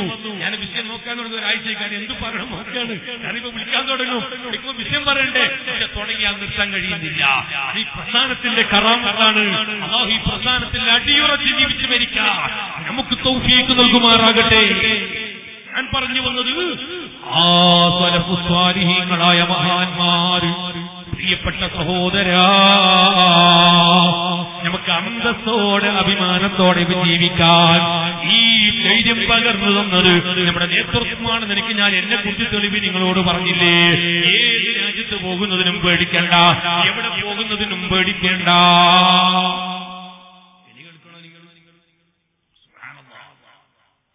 പറയാനും പാടുന്നില്ല, എന്നാലും മഹാനായ കൊടുക്കുമാറാകട്ടെ, അതോ ഖബർ വിശാലമാക്കി കൊടുക്കുമാറാകട്ടെ. ബഹുമാനപ്പെട്ടവരെ പറ്റി പലവരും പല ആരോപണം നടത്തി. ആത്മഹത്യയാണ്, കൊലപാതകമാണെന്നൊക്കെ പറഞ്ഞാൽ ഒന്നും പറയണ്ട, അല്ലാഹു ദർജയേറ്റി കൊടുക്കുമാറാകട്ടെ. അങ്ങനെ ആ വിഷയത്തിൽ പലവരെയും ചോദ്യം ചെയ്തു. നമ്മുടെ കാസർഗോഡ് വെച്ച് പലവരെയും ചോദ്യം ചെയ്തു. കൂട്ടത്തിൽ സാധുവ എന്നെയും ചോദ്യം ചെയ്തു. എന്നെ കൊണ്ടുപോയി ക്രൈംബ്രാഞ്ച് 3.5 മണിക്കൂറാ ചോദ്യം ചെയ്തത്. അങ്ങനെ ചോദ്യം ചെയ്ത് അന്നാണ് പണ്ട് ദർശനോദിയ ഒക്കെ ഫലം ചെയ്തത്. തർക്കശാസ്ത്ര വിഷയങ്ങളൊക്കെ ഫലം ചെയ്തത് അന്നാണ്. സുബ്ഹാനല്ലാഹ്, ചോദിക്കാത്ത ചോദ്യങ്ങളില്ല. ഞാൻ വിചാരിച്ചു ഞാൻ ഏതായാലും സലാമത്ത്. കാരണം എന്താ, മായസർ ഇസ്ലാമിൽ ഹിസാബ് ഉണ്ടാവുന്നത് അതിനേക്കാളും വലിയ ഹിസാബാണ്. ഒരു ചോദ്യം വരുമ്പോൾ എന്നോട് ഒരാളിങ്ങനെ ചോദിക്കുകയാണ്, രണ്ടാള് റത്തീബാക്കിയത് പോലെ ഇങ്ങനെ ചോദ്യം വരുമ്പോ എന്റെ മുഖത്തേക്ക് ഇങ്ങനെ നോക്കുകയാണ്. കാരണം എന്താ, ഈ ചോദ്യം വരുമ്പോ എന്റെ മുഖത്തൊരു മങ്ങല് വരുന്നുണ്ടോ, ഒരു കലർപ്പ് വരുന്നുണ്ടോ എന്ന് ചോദിച്ചു നോക്കാൻ വേണ്ടി രണ്ടാൾ അപ്പുറത്തിപ്പുറത്തെ മുഖത്തേക്ക് എഴുതുകയാണ്, റത്തീബ് നോക്കുകയാണ്, അസറായി ചോദ്യം ചോദിക്കുകയാണ്. അങ്ങനെ ചോദിച്ച് ഓരോ ചോദ്യങ്ങളും ഞാനിങ്ങനെ ചിരിക്കുകയാണ്. ചിരിച്ച് മറുപടി പറഞ്ഞു. അവസാനം എന്നോട് പറഞ്ഞു, പോയിക്കോളി, നിങ്ങൾ നിരപരാധം സ്ഥിരപ്പെട്ടു എന്ന് പറഞ്ഞു. ഞാൻ പറഞ്ഞു, സാർ എനിക്ക് പോകാനില്ല, എനിക്ക് പോകണേ. ഒരു ചോദ്യം അങ്ങോട്ട് ചോദിക്കാനില്ല. എന്താ കുട്ടി, ഞാനൊരു പള്ളിയിൽ ജോലി ചെയ്യുന്നൊരു ഇമാമാണ്. ഈ ഇമാമായ എന്നെ ഇത്തരം ഒരു ആരോപണം നടത്തിയാൽ ഈ പള്ളി കമ്മിറ്റിക്കാരെ എന്നെ അവിടെ നിർത്തൂല. കാരണം ഞാനൊരു വലിയൊരു ആരോപണം നിങ്ങൾ നടത്തിയത്. അതുകൊണ്ട് ഈ ആരോപണത്തിന് പിന്നിൽ പ്രവർത്തിച്ച ആളാണ് എന്നോട് പറയണം സാറിന്. അപ്പൊ എന്നോട് ഇയാൾ പറഞ്ഞു, ഞങ്ങൾ ആരോപണം നടത്തിയതല്ല, നടത്തിയ ആരോപണത്തെ ഇല്ലായ്മ ചെയ്യാൻ വേണ്ടി ചോദ്യം ചെയ്തതാണ്. ആരോപണം നടത്തിയപ്പോ ഇല്ലായ്മ ചെയ്യാൻ വേണ്ടി ചോദ്യം ചെയ്തതാണ്. അങ്ങനെ 1-2 ചോദ്യം പിന്നെ ഞാൻ ചോദിച്ചു. അയാളെ ഞാൻ ചോദിക്കുമ്പോ ഞാൻ എന്റെ നിസാര ഡയറി എടുത്ത് ഞാൻ ചോദിച്ചു, സാർ നിങ്ങൾ എന്താ പറഞ്ഞത്, ഞാൻ എനിക്ക് എന്റെ ബാധ്യതത്തിന്റെ സമയത്ത് നിങ്ങൾ നോക്കുന്ന ഡയറി നോക്കൂ. ഡയറി എടുത്ത് നോക്കുമ്പോൾ ജനുവരി മുതൽ വരുന്ന ജൂൺ വരെ ഓരോ ദിവസം 2-3 പരിപാടിയാണ് എഴുതി വെച്ചത്. ഇതൊക്കെ നിങ്ങൾ പങ്കെടുക്കുന്ന പരിപാടിയാണോ? പിന്നെ എന്റെ ഡയറിയിൽ ഞാനല്ലാത്തതിന് മറ്റുള്ള പരിപാടി ചെയ്തു സാർ. എന്റെ പരിപാടി അല്ലേ മറ്റുള്ള പരിപാടി എഴുതി വെച്ചോ? അത് ശരി, ഇതൊക്കെ നിങ്ങൾ പങ്കെടുക്കുന്ന പരിപാടിയാണല്ലേ? അതെ. എന്നാൽ ഇത് രാത്രിത്തെ പരിപാടിയല്ലേ? പകൽ നിങ്ങൾക്ക് എന്താ ഡ്യൂട്ടി എന്ന് വെച്ച് ഞാൻ പറഞ്ഞു, സാർ ഞാൻ അധ്യാപകനാണ്, എനിക്ക് രാവിലെ സുബഹിക്ക് 5 മണിക്ക് തുടങ്ങിയാൽ വൈകുന്നേരം 5 മണി വരെ ക്ലാസ്. ആ 5 മണി കഴിഞ്ഞാൽ ഞാനിങ്ങനെ വണ്ടി കയറി യാത്ര പോകും. വരുമ്പോ രാത്രി 1 മണി 2 മണിയാകും. രാവിലെ ഞാൻ വീണ്ടും യാത്ര പോകും. എല്ലാം പറഞ്ഞ് ഞാൻ എഴുന്നേറ്റ്, അയാൾ എഴുന്നേറ്റ് കൈ കൊടുത്തിട്ട് കുറ്റെടുക്കുമ്പോ അവിടുത്തെ ഉദ്യോഗസ്ഥൻ എന്നോട് പറഞ്ഞൊരു വാക്കുണ്ട്. എന്താ പറഞ്ഞ വാക്ക്? നിങ്ങളൊരു SSFകാരനാണ്. SSFകാരനാകുന്ന നിങ്ങളുടെ ജീവിതത്തിൽ വളർച്ചയുണ്ട്. നിങ്ങളെ വളർച്ചയെ തടയിടാൻ വേണ്ടി ആരും ഉണ്ടാക്കിയ കുതന്ത്രങ്ങളാണ് ഈ ആരോപണങ്ങൾ. നിങ്ങൾ പോയിക്കോളി, നിങ്ങൾ അവിടെയാണ് പോയിന്റ് ഉള്ളത്. അത് പറയാണ് ഞാൻ ഈ വിഷയം ഇവിടെ പറഞ്ഞതും. ഓ പ്രിയപ്പെട്ട സഹോദര, ഇവിടത്തെ ക്രൈംബ്രാഞ്ച് ഉദ്യോഗസ്ഥൻ പറയുന്നു, നിങ്ങളൊരു SSFകാരനാണ്, നിങ്ങളുടെ ജീവിതത്തിൽ നിങ്ങൾക്ക് വളർച്ചയുണ്ട്, അതിന് തടയിടാൻ വേണ്ടി ആരുണ്ടാക്കിയ കുതന്ത്രങ്ങളാണ്. സംഗതി ശരിയല്ലേ? സുബ്ഹാനല്ലാഹ്, എല്ലാ ഉദ്യോഗസ്ഥന്മാരും നമ്മെക്കുറിച്ച് മനസ്സിലാക്കി പോയി. അതാണ് SSF എന്ന് പറയുന്നത്, അതാണ് SCS എന്ന് പറയുന്നത്. ആ നിലക്ക് സങ്കൂശത്തോടെ പ്രവർത്തിക്കാനും നേതൃത്വം കൊടുക്കാനും രംഗത്തിറങ്ങി പ്രവർത്തിക്കാനും നമുക്ക് ഈ ധൈര്യം പകർന്നത് നമ്മുടെ ആത്മീയ നേതൃത്വമാണ്. ആ നേതൃത്വമാണ് താജുൽ ഉലമ. ആ സ്ഥാനത്ത് ഇപ്പോൾ ഇരിക്കുന്ന മഹാനായ നൂറുൽ ഉലമ. അല്ലാഹു ആഫിയത്തോടെ ആയുസ്സ് നൽകി കൊടുക്കുമാറാകട്ടെ. അവിടുത്തെ തണൽ കുറെ കാലം അല്ലാഹു നൽകുമാറാകട്ടെ. ഈ വലിയ ആത്മീയ നേതൃത്വത്തിന്റെ പിന്നിൽ അണിനിരക്കുന്നവരാകണം. പരിശുദ്ധ ഖുർആനിൽ അല്ലാഹു തആല പറഞ്ഞു, യാ അയ്യുഹല്ലദീന ആമനു തഖുല്ലാഹ്, ഈമാനുള്ള ജനങ്ങളെ നിങ്ങൾ തഖ്വ ചെയ്യുന്നവരാകണം, റബ്ബിനെ അനുസരിച്ച് ജീവിക്കുന്നവരാകണം. അത് മാത്രം പോരാ, വകൂനൂ മഅസ്വാദിഖീൻ, നിങ്ങൾ സജ്ജനങ്ങളെ കൂടെയാകണം, നിങ്ങളെപ്പോഴും മഹാന്മാരെ കൂടെയാകണം. എന്നാലേ വലിയ സ്ഥാനത്ത് എത്തിപ്പെടാൻ കഴിയൂ, ഉന്നതമായ പദവിയിലെത്തിപ്പെടാൻ കഴിയൂ. മഹാന്മാരെ തിരസ്കരിച്ചുകൊണ്ട്, മഹാന്മാരെ വലിച്ചെറിഞ്ഞുകൊണ്ട് അത്തരം മഹത്തുക്കളെ പിന്നാലെ അണിനിരക്കാരെ വെറും ഇബാദത്ത് കൊണ്ട് പദവിയിലെത്താൻ കഴിയൂല. ആ മഹാന്മാരെ പിന്നാലെ അണിനിരക്കുന്നതിന്റെ തെളിവാണ് അജ്മീർ ഖാജാ തങ്ങളെ അനുസ്മരിക്കൽ. പ്രിയപ്പെട്ട സഹോദരാ, ഇത്തരം മഹാന്മാരെ സ്മരിക്കലോടുകൂടെ ജീവിച്ചിരിക്കുന്ന മഹാന്മാരെ പിന്നാലെ അണിനിരന്നിട്ട് വഫാത്തായ മഹാന്മാരെ സ്മരിച്ചുകൊണ്ട് എപ്പോഴും താജുൽ ഉലമയുടെ ഹദറത്തിലേക്ക് ഒരു ഫാത്തിഹ ഓതാൻ മറന്നു പോകരുത് എന്ന് വളരെ വിനയത്തിന്റെ ഭാഷയിൽ ഓർമ്മപ്പെടുത്തുകയാണ്. ഞാൻ എന്റെ പ്രിയപ്പെട്ട യുവാക്കളോട് പറയട്ടെ, യുവത്വം എന്ന് പറയുന്നത് വല്ലാത്തൊരു നിയമത്താണ്, റബ്ബ് ചെയ്ത വലിയൊരു അനുഗ്രഹമാണ്.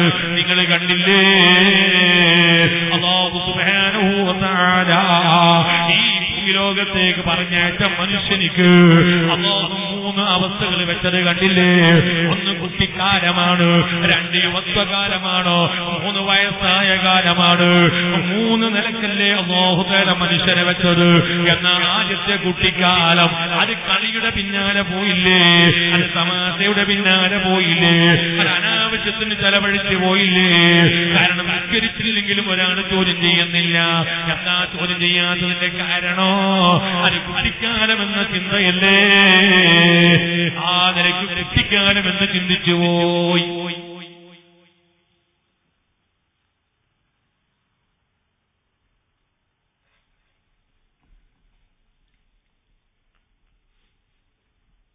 പ്രിയപ്പെട്ട സഹോദരങ്ങളെ, അപ്പൊ ഞാൻ പറഞ്ഞു വന്നത് ജീവിതത്തിന് 3ആയി അല്ലാഹു തആല വേർതിരിച്ചില്ലേ. 1 കുട്ടിക്കാലമാണ്, 2 യുവത്വകാലമാണ്, 3ാമത്തത് വയസ്സായ കാലമാണ്. എന്നാൽ ഇവിടെ ചിന്തിക്കേണ്ട ഒരു വിഷയമുണ്ട്. യുവത്വകാലം ഓഫറിന്റെ കാലമാണ്. നിങ്ങൾ കണ്ടോ, ഇവിടെ മനുഷ്യൻ നിസ്കരിക്കുന്നു, നോമ്പെടുക്കുന്നു, സകാത്ത് കൊടുക്കുന്നു, ഹജ്ജ് ചെയ്യുന്നു. ഇതൊക്കെ റബ്ബ് സുബ്ഹാനഹു വ തആല മനുഷ്യനിക്ക് നൽകിയ അനുഗ്രഹങ്ങൾ. എനിക്കല്ലതെന്ന് കണ്ണ്, കൈ, കാല്, മൂക്ക്, ശരീരത്തിന്റെ ഓരോരോ അവയവങ്ങള്, അതിന്റെ ടാക്സിയാണ് കേട്ടോ ഇതൊക്കെ. എന്റെ കണ്ണിന്റെ വാടക, എന്റെ കൈയിന്റെ വാടക, എന്റെ ശരീരത്തിലുള്ള അവയവത്തിന്റെ വാടക, എനിക്ക് റബ്ബ് തആല തന്ന അനുഗ്രഹങ്ങൾ എത്രയാണ്. എല്ലാത്തിന്റെയും ടാക്സിയല്ലേ മനുഷ്യൻ ചെയ്യുന്ന നിർബന്ധമായ ഇബാദത്തുകൾ. എന്നാൽ ഉമ്മാന്റെ പള്ളെന്ന് വരുമ്പോ എനിക്ക് കണ്ണുണ്ടല്ലോ, എനിക്ക് മൂക്കുണ്ട്, നാക്കുണ്ട്, ചെവിയുണ്ട്, കൈയുണ്ട്, കാലുണ്ട്. പക്ഷേ ഒരു കാര്യം ചിന്തിക്കണം, റബ്ബിന്റെ ഓഫർ കണ്ടോ. 15 വയസ്സ് വരെ അല്ലെങ്കിൽ പ്രായപൂർത്തി എത്തുന്നത് വരെ ഒരു ടാക്സിയും മടക്കേണ്ടതില്ല. കാരണം റബ്ബിനിക്ക് ഓഫറായി തന്നതാണ്. എല്ലാം വെറുതെയാണ്, ഫ്രീയാണ് 15 വയസ്സ് വരെ. ഇനി 15 വയസ്സ് കഴിഞ്ഞാൽ എല്ലാം കൃത്യമായി അടക്കേണ്ടവരാണ്. കാരണം നല്ല യുവത്വകാലമാണ്, ശരിക്കും ടാക്സി അടക്കേണ്ടവരാണ്. ഒരു ഇളവും യുവത്വകാലത്ത് ഇല്ല. ഇനി യുവത്വകാലം കഴിഞ്ഞിട്ട് ഒരല്പം അങ്ങോട്ടെത്തിയാൽ പിന്നെ വയസ്സായ കാലമാണ്. വയസ്സായ കാലം വരുമ്പോൾ ടാക്സിക്ക് ഇളവ് വരികയാ. അതെന്താണ്? പിന്നെ മുട്ടുവേദന, ഊരവേദന, അവനിക്ക് നിസ്കരിക്കാൻ ഇരിക്കാൻ കഴിയുന്നില്ല, നിൽക്കാൻ കഴിയുന്നില്ല. അപ്പോഴൊക്കെ ചെറിയൊരു ഇളവാണ്. മോനെ നിൽക്കാൻ കഴിയുന്നില്ലേ, ഇരുന്നിട്ട് നിസ്കരിച്ചോ, അതും കഴിയുന്നില്ലേ, കടന്നിട്ട് നിസ്കരിച്ചോ, നോമ്പ് നോക്കാൻ കഴിയുന്നില്ലേ, റമദാനിൽ പിന്നീട് ഖളാ വീട്ടിക്കോ. രോഗമാണ്, രോഗം സുഖപ്പെടൂല എന്ന പ്രതീക്ഷയാണോ? എന്നാലും ഫിദിയ കൊടുത്തോ, അരി അങ്ങോട്ട് കൊടുത്തോ. അരാ വയസ്സാകുമ്പോ ഓഫർ പിന്നെയും വന്നു. എന്നാൽ യുവത്വകാലമുണ്ടോ? അവിടെ ഒരു ഓഫറുമില്ല. നല്ല ആരോഗ്യമുള്ള സമയമാണ്. ആ ആരോഗ്യത്തിന് നീ കൃത്യമായി നിസ്കരിക്കുന്നവനാകണോ, നീ കൃത്യമായി ചെയ്യുന്നതൊക്കെ ചെയ്യുന്നവരാകണോ. അവിടെ ടാക്സിക്ക് അളവ് ഇല്ല. 15 വയസ്സ് വരെ അളവ് തന്ന അല്ലാഹു, തീരെ ഒരു ടാക്സി മടക്കാതെ അളവ് തന്ന അല്ലാഹു, അതുപോലെ വയസ്സായപ്പോ പല അളവും തരാനിരിക്കുന്ന അല്ലാഹു. എന്നാൽ യുവാക്കളെ നമ്മളെ ടാക്സിക്ക് അളവില്ല. കാരണം യുവത്വം അങ്ങനെയാണ്, രക്തപ്രസരിപ്പുള്ള സമയമാണ്, എല്ലാം ചെയ്യാൻ കഴിയുന്ന സമയമാണ്. ആ സമയം പാഴാക്കാതെ ഞാൻ എന്റെ യുവാക്കളോട് പറയട്ടെ, എന്റെ യുവത്വത്തിന്റെ മാത്രം ഇപ്പോൾ അറിയില്ല, എന്റെ ചെറുപ്രായത്തിന്റെ മാത്രം എനിക്കറിയില്ല. അറിയണമെങ്കിലോ ഒന്ന് വയസ്സാകണ്ടേ.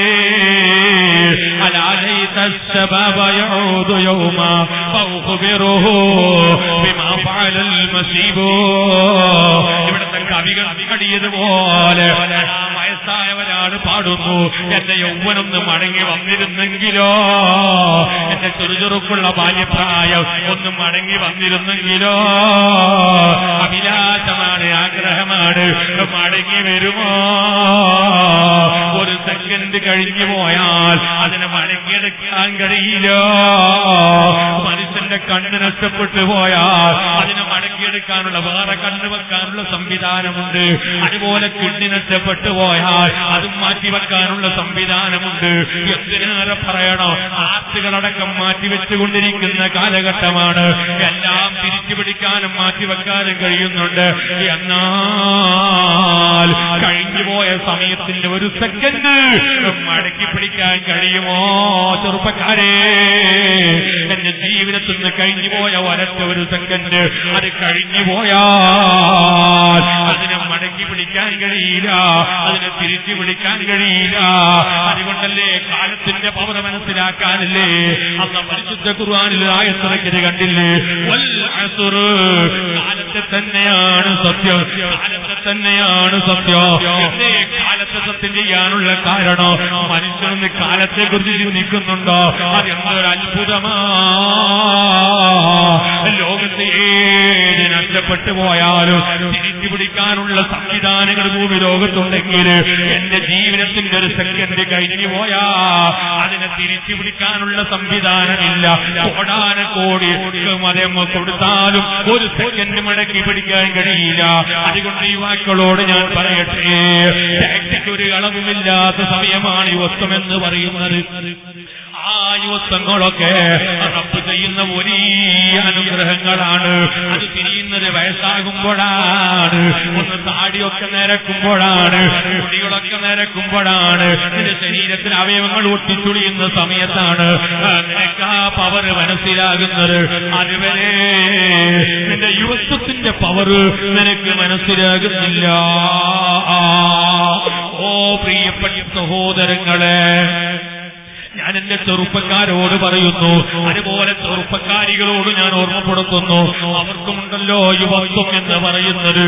ഈ റബ്ബിന്റെ ടാക്സിക്ക് ഒരു അളവുമില്ലാത്ത യൗവനകാലമാകുന്ന ആ ചെറുപ്രായമുണ്ടല്ലോ, ആ യുവത്വകാലമുണ്ടല്ലോ, ആ സമയത്ത് റബ്ബിനെ പേടിക്കേണ്ടതുപോലെ പേടിച്ച് ജീവിക്കണേ. റബ്ബിനെ മറക്കുന്ന ഒരു ജീവിതം എന്റെ ചെറുപ്പക്കാരിയുടെ ജീവിതത്തിൽ ഉണ്ടാകാനേ പാടില്ല. അതുകൊണ്ടാണ് നബി സല്ലല്ലാഹു അലൈഹി വസല്ലം തങ്ങള് ഈ യുവത്വകാലം മനുഷ്യനെ പലതിലേക്കും തിരിച്ചു കളയുന്നത് കൊണ്ട് തന്നെ ആ യുവത്വത്തിനെ റബ്ബിലേക്കൊന്ന് തിരിക്കാൻ വേണ്ടി റസൂലുള്ള പ്രോത്സാഹന സമ്മാനം പ്രഖ്യാപിച്ചത് കണ്ടിട്ടില്ലേ? അതേ സബഅത്തുയുദില്ലുഹുമുല്ലാഹു ഫീ ദില്ലിഹി യൗമ ലാ ദില്ല ഇല്ലാ ദില്ലുഹു ഇമാമുൻ ആദിലുൻ വശാബുൻ നശഅ ഫീ യൗവനം എന്ന് പറയുന്ന യുവപ്രായത്തെ ഇബ്ലീസ് പിടിച്ച് പിശാച് പിടിച്ചിട്ട് ഹറാമിലേക്ക് വലിച്ചു കൊണ്ടുപോകുമ്പോ ആ പിശാചിനോടൊന്ന് യുദ്ധം ചെയ്തിട്ട് എനിക്ക് നേരായ വഴിയിൽ സഞ്ചരിക്കാൻ കഴിയണോ? എന്റെ യുവത്വത്തിന് റബ്ബിന്റെ മുമ്പിലേക്ക് ചെലവഴിക്കാൻ കഴിയണോ? അങ്ങനെ ചെലവഴിക്കുന്നവരോട് റസൂലുള്ള പ്രോത്സാഹന സമ്മാനം പ്രഖ്യാപിച്ചില്ലേ? എന്താണ് സമ്മാനം?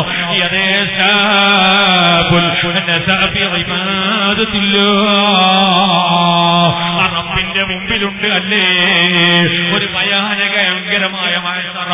ആ മഅ്ശറയിലേക്ക് എത്തുമ്പോൾ പ്രിയപ്പെട്ട സഹോദരങ്ങളെ, അവിടെ കുടുങ്ങാത്തവരില്ല, അവിടെ കരയാത്തവരില്ല, അവരെ ഖേദിക്കാത്തവരില്ല, അവിടെ പൊട്ടിക്കരയാത്തവരില്ല.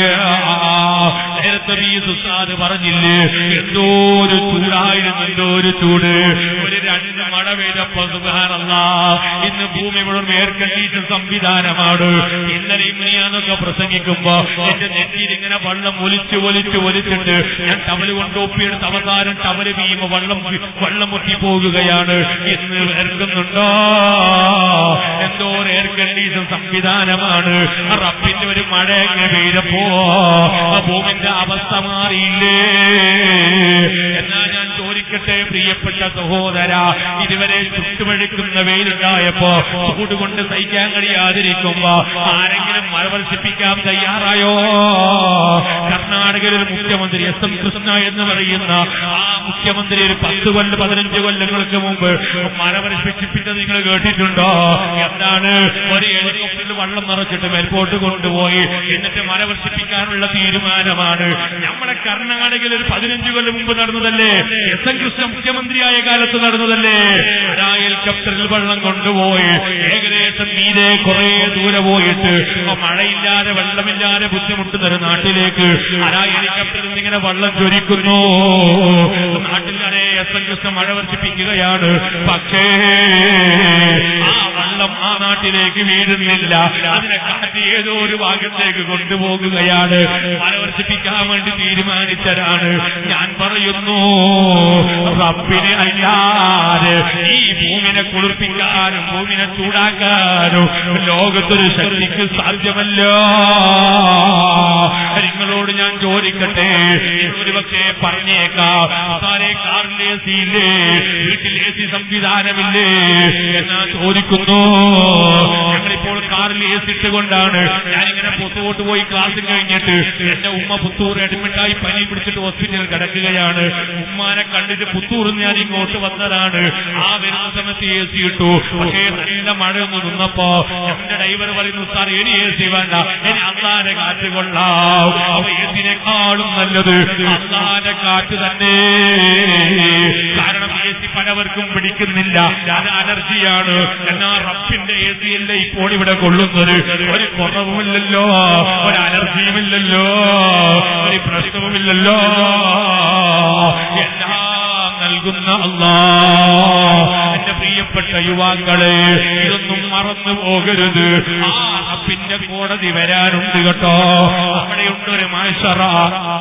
ആ മഹ്ശറയിൽ ഒരു മുകളിൽ സൂര്യനാണ്, അടിഭാഗത്ത് ചെമ്പിന്റെ തകിടാണ്. ആ മഹ്ശറയിൽ ചുട്ടുപഴുക്കുന്ന മഹ്ശറയിൽ മനുഷ്യനെ വെപ്രാളപ്പെടുമ്പോ അവിടെയുണ്ടൊരു വലിയ അർശിന്റെ തണല്, ഒരു എയർ കണ്ടീഷൻ സംവിധാനമുണ്ട് അവിടെ. അത് നൽകുന്ന 7 വിഭാഗത്തിന്റെ പേരെന്ന് റസൂലുള്ളാഹി പറയുന്നു. അതിൽ നൽകണോ രണ്ടാമതൊരു വിഭാഗം,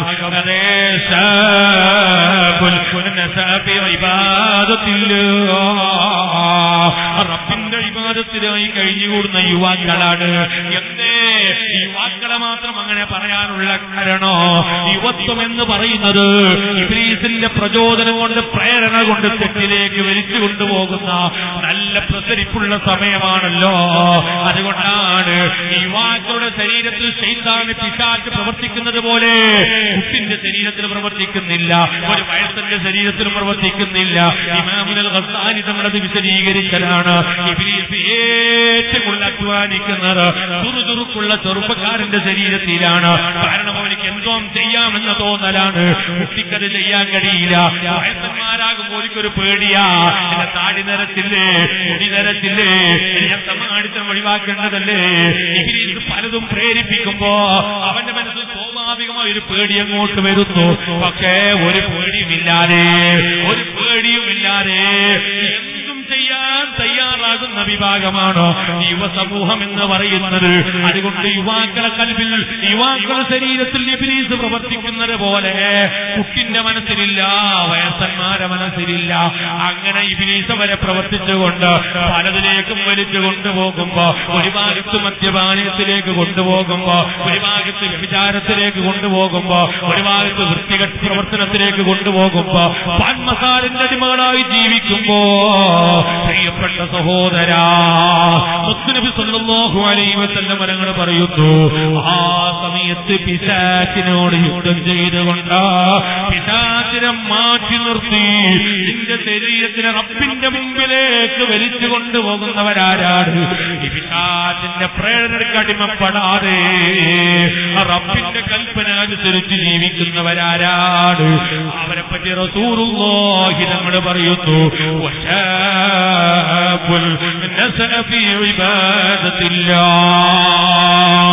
റബ്ബിന്റെ ഇബാദത്തിൽ കഴിഞ്ഞുകൂടുന്ന ചെറുപ്പക്കാര്, അവർക്ക് നാളെ അർശിന്റെ തണലുണ്ട്. മുഹമ്മദുർ റസൂലുള്ളാഹ്. മദീനയിലേക്ക് ഒരു 3 സ്വലാത്ത് ഉറക്ക ചൊല്ലണം. സല്ലല്ലാഹു അലാ മുഹമ്മദ്.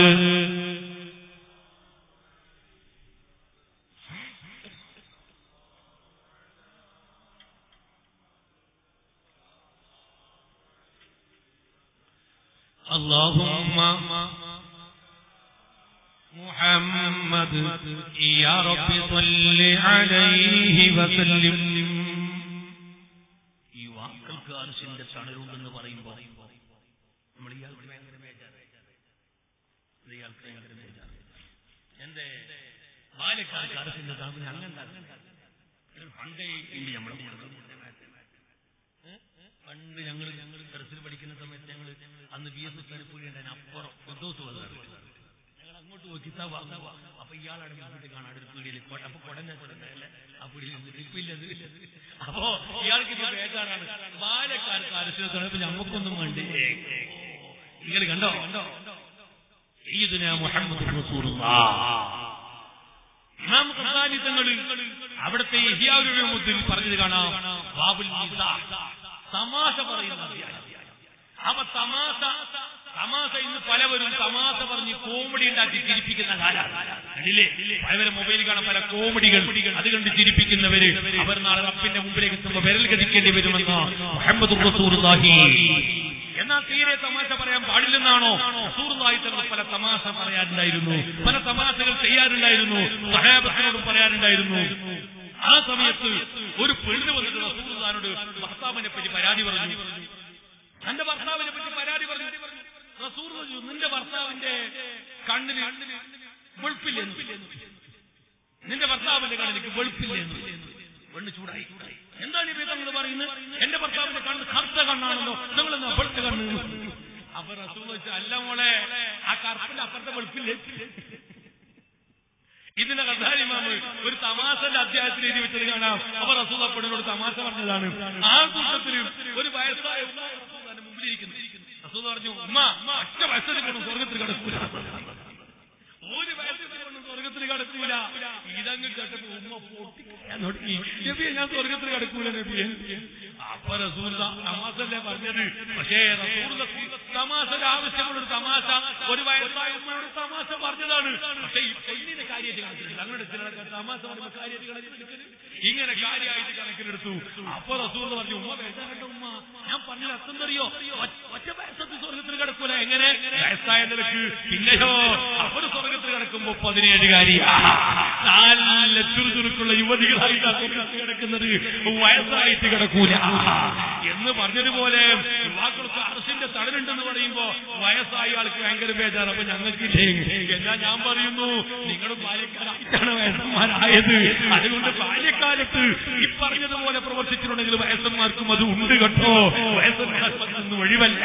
എന്നാ പിന്നെ മറ്റൊരു വ്യാഖ്യാനം പറഞ്ഞത് കാണുന്നുണ്ട്, യുവാക്കൾക്ക് അർശിന്റെ തണലുണ്ട് എന്ന് പറഞ്ഞാൽ നാളെ മത്സരക്കെത്തുമ്പോൾ എല്ലാവരും ഈ വാക്കുകൾ വയസ്സന്മാരാരുമില്ല. അവർ റസൂലുള്ളാഹിനെ അംഗീകരിച്ച് ജീവിക്കുന്ന അവിടുത്തെ ഉമ്മത്തികൾക്ക് മുഴുവനും അർശം കണ്ടു കിട്ടുമോ എന്ന ചർച്ച പോലും പണ്ഡിതന്മാർ ചെയ്തത് കാണാം. ഇരിക്കട്ടെ പ്രിയപ്പെട്ട സഹോദരങ്ങളെ, ഞാൻ പറഞ്ഞു വന്നത്, ചെറുപ്രായം എന്ന് പറയുന്നത് അത്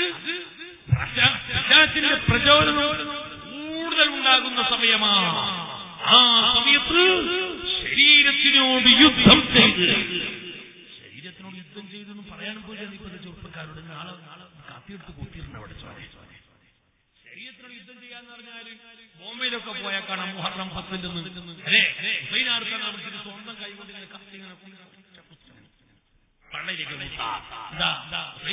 ഒരുക്കപ്പെട്ട ഷഹീദാക്കപ്പെട്ട സമയത്തിന്റെ ഒരു മരണപുതുക്കല് അത് പാടില്ല. അത് ഹറാമാണെന്ന് മാത്രമല്ല, അങ്ങനെ ചെയ്യുന്ന പ്രവർത്തനം അത് കുഫ്രിയത്തിന്റെ പ്രവർത്തനമാണ് എന്നുവരെ ശാഫിഈ മദ്ഹബിലെ ഗ്രന്ഥമാകുന്ന ഫിഖ്ഹിൽ അതിലേക്ക് മസല എഴുതി വെച്ചത് കാണാം. അപ്പോഴാണ് പറഞ്ഞിട്ട് കൂടി ഈ മസല പറഞ്ഞ ഉടനെ തന്നെ ഫിഖ്ഹിൽ കാണാം. എന്നാ പിന്നെ ചില സുന്നികൾ തന്നെ ചില കുത്റാത്തി എന്നൊരു പരിപാടി നടത്തുന്നത് കാണാം. അതുകൊണ്ട് പറഞ്ഞതുകൊണ്ട് പറഞ്ഞോട്ടെ, എന്റെ വിഷയമല്ല കേട്ടോ. ഈ ഇയാക്കൾ കുത്തുന്ന ഈ കുത്തിനെ പറ്റി പറഞ്ഞതിന് ശേഷം അത് കടുത്ത തെറ്റാണ്, അത് കുഫ്രിയത്തിലേക്ക് ചെന്നെത്തിക്കുന്ന പരിപാടിയാണ് എന്നുവരെ ശാഫിഈ മദ്ഹബിലെ പണ്ഡിതന്മാർ പറഞ്ഞിട്ട് പറയുന്നു. എന്നാൽ ചില സുന്നികൾ നടത്തുന്ന പരിപാടി എന്ന് പറയുന്ന ഒരു ആത്തീവ്, ഇതിനെപ്പറ്റിയുള്ള മസല എന്താണ് എന്നിങ്ങനെ പറഞ്ഞത് ബഹുമാനപ്പെട്ടവർ വിശദീകരിക്കുന്നു. അതിലേക്ക് 2 മസലയാണ് പറയാറുള്ളത്. 2 മസല പറയാനുണ്ട്. ഒന്ന്, അല്ലാഹുവിന്റെ ദീൻ മുറുകെ പിടിക്കുന്ന തഖ്വയിലധിഷ്ഠിതമായി ജീവിക്കുന്ന ഒരാള് ഒരു ജീവിതത്തിൽ അല്ലാഹു പൊറുക്കപ്പെടാത്ത കാര്യം ചെയ്യാതെ റബ്ബിന്റെ പൊരുത്തത്തിൽ ജീവിക്കുന്നവർ, അത്തരം ചില നല്ല വ്യക്തികൾ യാ ശൈഖ് അഹ്മദ് അൽ കബീർ റിഫായി, യാ അഹ്മദ് അൽ ബദവി എന്നിങ്ങനെ പറഞ്ഞിട്ട് അവർ പറയാൽ അത് കറാമത്തിൽപ്പെട്ടതാണ്. അത് കറാമത്തിന്റെ ഒരു ഭാഗമാണ്. തീരെ ശരീരത്തിൽ മുറുകെ പിടിക്കാതെ, തീരെ നിസ്കരിക്കാതെ, അതുപോലെ കഞ്ചാവും വലിച്ചിട്ട്, അതുപോലെ വൃത്തികളിൽ ചെയ്തിട്ട്, ഒരക്കാലത്തുകാരും പോലും നടത്താതെ നിസ്കാരം കഥാക്കുകയോ ഒഴിവാക്കുകയോ ചെയ്തിട്ട് ഇങ്ങനെ ചില ആൾക്കാർ ചില ശൈഖന്മാരെ പേരും അതിന് കുത്തിയാൽ അത് സിഹർ വിദ്യത്തിൽപ്പെട്ടതാണ്. അതൊരിക്കലും കറാമത്തിൽപ്പെട്ടതല്ല, അത് കൺകെട്ടി വിദ്യയിൽപ്പെട്ടതാണ് എന്നുവരെ ശാഫിഈ മദ്ഹബിലെ പണ്ഡിതന്മാരെ എഴുതി വെച്ചത് കാണാം. ഓ പ്രിയപ്പെട്ട സഹോദരങ്ങളെ, അപ്പൊ ഞാൻ പറഞ്ഞു വന്നത് അങ്ങനെ സിയാക്കൾ കുത്തുന്ന പോലെ കുത്തണമെന്നല്ല, യുവാക്കൾ ജിഹാദ് ചെയ്യണമെന്ന് പറഞ്ഞതിന്റെ അർത്ഥം. പിന്നെയോ ഇമാം ഗസാലി തങ്ങൾ പറഞ്ഞു, അബ്ദുല്ലാഹി സിക്കന്ദരി തങ്ങൾ പറഞ്ഞു, ഒട്ടനവധി പണ്ഡിതന്മാർ എഴുതി വെച്ചു, യുദ്ധം 2 എണ്ണമാ. ജിഹാദുൽ അക്ബർ, ജിഹാദുൽ അസ്ഗർ, വലിയ യുദ്ധം, ചെറിയ യുദ്ധം. എന്നാൽ എന്റെ സദസ്സിനോട് വലിയ യുദ്ധം ഏതാണെന്ന് ചോദിച്ചാൽ നിങ്ങൾ പറയും അത് ബദർ യുദ്ധമാണ്. എന്നാൽ ആ ഉത്തരം തെറ്റാണ്, അത് ശരിയല്ല. വലിയ യുദ്ധമല്ല, അത് ജിഹാദുൽ അസ്ഗറാണ്, അത് ചെറിയ യുദ്ധമാണ്. വലിയ യുദ്ധം ഏതാണെന്നറിയോ? അവനവന്റെ ശരീരത്തോട് ചെയ്യുന്ന യുദ്ധമാണ് വലിയ യുദ്ധം എന്ന് പറയുന്നത്. അവനവന്റെ യുദ്ധം ചെയ്ത് എങ്ങനെ? അത് കത്തിപിടിച്ച് ചെയ്യുന്ന, കടാര പിടിച്ച് ചെയ്യുന്ന, അത് തോക്ക് കാട്ടി ചെയ്യുന്ന യുദ്ധമല്ല, അത് ഭീഷണിപ്പെടുത്തുന്ന യുദ്ധമല്ല. അവനവന്റെ ശരീരത്തിന് പിശാച് തെറ്റിലേക്ക് ക്ഷണിക്കുമ്പോൾ പിശാചിനോട് യുദ്ധം ചെയ്തിട്ട് നന്മയിലേക്ക് ശരീരത്തിനെ കൊണ്ടുപോകാനുള്ള കഴിവുണ്ടാകുക. ഏതുപോലെ ഈ എറുമാളത്തെ പള്ളിയിൽ നിന്ന് ബാങ്ക് കേൾക്കുമ്പോൾ ഇവർക്ക് ജമാഅത്തിന് പോകണമെന്നൊരു ചിന്ത, പക്ഷെ പോകലിനെ തൊട്ട് ഇബ്ലീസ് പിടിച്ചു വെക്കുകയാണ്. വേണ്ട, പോകണ്ട, കുറച്ചു കഴിഞ്ഞ് ഇവിടെ ഇരിക്കാം എന്നൊക്കെ തോന്നൽ വരുമ്പോ ഇവൻ തുണി ഉട്ട് ഒറ്റ നടത്തം പള്ളിക്ക് ഞാൻ പോന്നെ, എനിക്കൊരു മാറ്റമില്ല. അത് അവന്റെ ശരീരത്തോട് ചെയ്യുന്ന യുദ്ധമാണോ? ഈ നിലയ്ക്ക് അവനവന്റെ ശരീരത്തിനോട് യുദ്ധം ചെയ്തുകൊണ്ട് പിശാചിനെ അടിമപ്പെടുത്തി പിശാചിന്റെ അടിമയാകാതെ ആ പിശാചിന്റെ യുദ്ധത്തിൽ നിന്ന് പരാജയപ്പെട്ടുകൊണ്ട് നീ നല്ലവനായാൽ മാത്രമേ നമുക്ക് രക്ഷപ്പെടാൻ കഴിയൂ. പക്ഷേ ചിന്തിച്ചു നോക്കൂ ചെറുപ്പക്കാരെ, ഇവിടെ നമുക്കൊരു അബദ്ധം. എന്താണ് അബദ്ധം? അബദ്ധം, എന്റെ വണ്ടിയുടെ റിമോട്ട് എന്റെ കയ്യിലാണ്. എന്റെ വണ്ടിയുടെ റിമോട്ട് എന്റെ കയ്യിലാണ്. എന്റെ വീട്ടിന്റെ ഡോറിന്റെ റിമോട്ട് എന്റെ കയ്യിലാണ്. എന്റെ ഗേറ്റിന്റെ റിമോട്ട് എന്റെ കയ്യിലാണ്. അതുപോലെ എന്റെ വീട്ടിലെ ടെലിവിഷന്റെ കമ്പ്യൂട്ടറിന്റെ റിമോട്ട് എന്റെ കയ്യിലാണ്. എന്നാൽ നിന്റെ മനസ്സിന്റെ റിമോട്ട് ഇബ്ലീസിന്റെ കയ്യിലാണ്. അവിടെയല്ലേ നമ്മൾ കുടുങ്ങിയത്? എന്റെ മനസ്സിന്റെ റിമോട്ട് ഇബ്ലീസിന്റെ കയ്യിലാണ്. അല്ലേ? വണ്ടിന്റെ റിമോട്ട് എന്റെ കയ്യിലാണ്. വണ്ടി അവിടെ നിന്ന് ഡോറൊക്കെ തുറന്നു. വീട്ടിന്റെ റിമോട്ട് എന്റെ കയ്യിലാണ്. ഞാൻ പോയി വീട്ടിന്റെ വാതിൽക്ക് നിന്നപ്പോ വാതിൽ തുറന്നു, ഗേറ്റ് തുറന്നു. കമ്പ്യൂട്ടറിന്റെ ടെലിവിഷന്റെ റിമോട്ട് എന്റെ കയ്യിലാണ്. ഞാൻ നോക്കുമ്പോൾ അത് ഓണാകുന്നു. എന്നാൽ സാക്ഷാൽ കക്കൂസിന്റെ റിമോട്ടും എന്റെ കയ്യിലാണ്. അതെന്തപ്പോ അങ്ങനെ പറഞ്ഞു? കക്കൂസിന്റെ റിമോട്ട് എന്റെ കയ്യിൽ. അതുകൂടി നിർമ്മാണക്കാർ പഠിച്ചോളി കേട്ടോ. നല്ല സ്ഥലത്തിന് പറയാൻ പാടില്ല, എന്നാലും കേട്ടോ.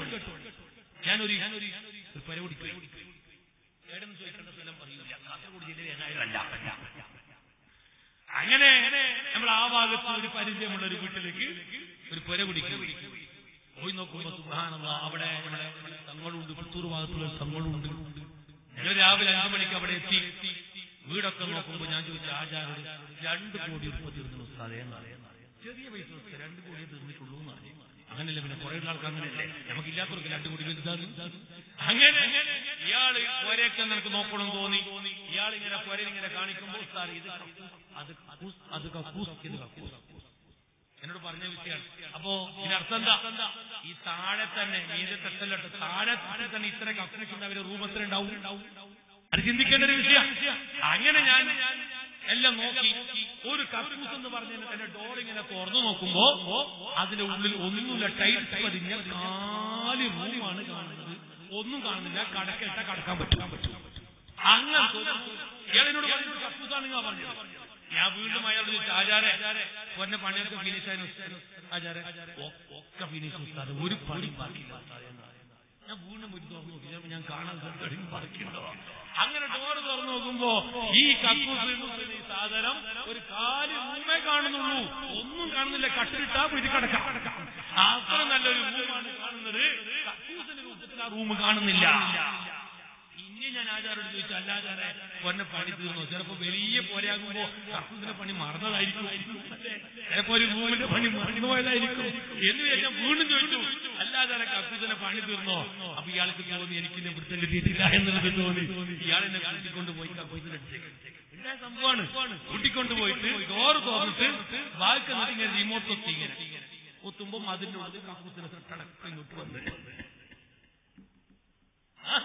മതിലിന്റെ ഉള്ളിൽ ഇങ്ങനെ വന്ന് അതിൽ നന്നായിട്ടിരിക്കാനുള്ള എല്ലാ സംവിധാനങ്ങളും. എന്നിട്ടോ പോകേണ്ട സാധനമൊക്കെ പോയാൽ നിനക്ക് ഒരു പണിയില്ല കേട്ടോ. ഒരു പാക്ക് സിഗരറ്റ് കൊണ്ടായാൽ ഇരുന്ന് വലിച്ചിട്ട് പുറത്തു വരാം. കാരണം എന്തുകൊണ്ട്? ഈ കൈ കൊണ്ട് പണ്ടിമ കഴുകലില്ല, അതുപോലെ ഇല്ല. എന്താ എങ്ങനെ വിസർജനം നടത്തി എല്ലാം പോയാൽ വേറൊരു വട്ടനുണ്ട് അവിടെ, അത് നോക്കിപ്പിടിച്ചാൽ അതിൽ കയ്യിൽ വരും. ആ കയ്യിൽ ശരിക്കും വരക്കും. അല്ലാഹു നമ്മുടെ നാട്ടിലെ കാത്തു സലാമത്താക്കട്ടെ. ഇല്ല ആരും അറിയുന്നില്ല, ഉണ്ടാക്കാൻ വേണ്ടി തീരുമാനിച്ചു. അങ്ങനെ ഈ ഇതൊക്കെ ഞാൻ നോക്കിയിട്ട് എല്ലാം കഴിഞ്ഞ് തിരിച്ചു വരുമ്പോ റിമോട്ട് വന്ന വയ്ക്കുന്ന ഇങ്ങനത്തെ ഇപ്പൊ ഞാൻ പറഞ്ഞത് കക്കൂസിന്റെ റിമോട്ട് ഞാൻ പറഞ്ഞ വിഷയം അല്ലേ, എല്ലാത്തിന്റെ റിമോട്ടും നമ്മളെ കയ്യില്. പക്ഷേ എന്റെ മനസ്സാകുന്ന കൽബിന്റെ റിമോട്ട് എന്റെ കയ്യിലില്ല. എന്റെ കൽബിന്റെ റിമോട്ട് ഇബ്ലീസിന്റെ കയ്യിലാണ്. ആ ഇബ്ലീസാണ് എന്റെ കൽബിന്റെ അധികാരം പിടിച്ചെടുത്തിരിക്കുന്നത്. അതുകൊണ്ട് തന്നെ ഇബ്ലീസ് ചിന്തിക്കുന്ന ഭാഗത്തേക്ക് എന്റെ കൽബിനെ തിരിക്കുകയാണ്. അതുകൊണ്ടാണ് ഞാൻ എന്റെ സഹോദരങ്ങളോട് പറഞ്ഞത്, അവനോട് യുദ്ധം ചെയ്യലല്ലാതെ നമ്മൾക്ക് രക്ഷയില്ല. ോട് യുദ്ധം ചെയ്തുകൊണ്ട് ഞാൻ എന്റെ ശരീരത്തിനെ രക്ഷപ്പെടുത്തുന്നവനാകണം. അവന്റെ കയ്യിൽ നിന്ന് എന്റെ ശരീരത്തിനെ മോചിപ്പിക്കുന്നവനാകണം. അങ്ങനെ മോചിപ്പിച്ച റബ്ബിന്റെ ഇബാദത്തിൽ ഏർപ്പെടുന്നവനാകണം. അങ്ങനെ റബ്ബുമായുള്ള ഇബാദത്തിൽ ഏർപ്പെട്ട് കഴിഞ്ഞാൽ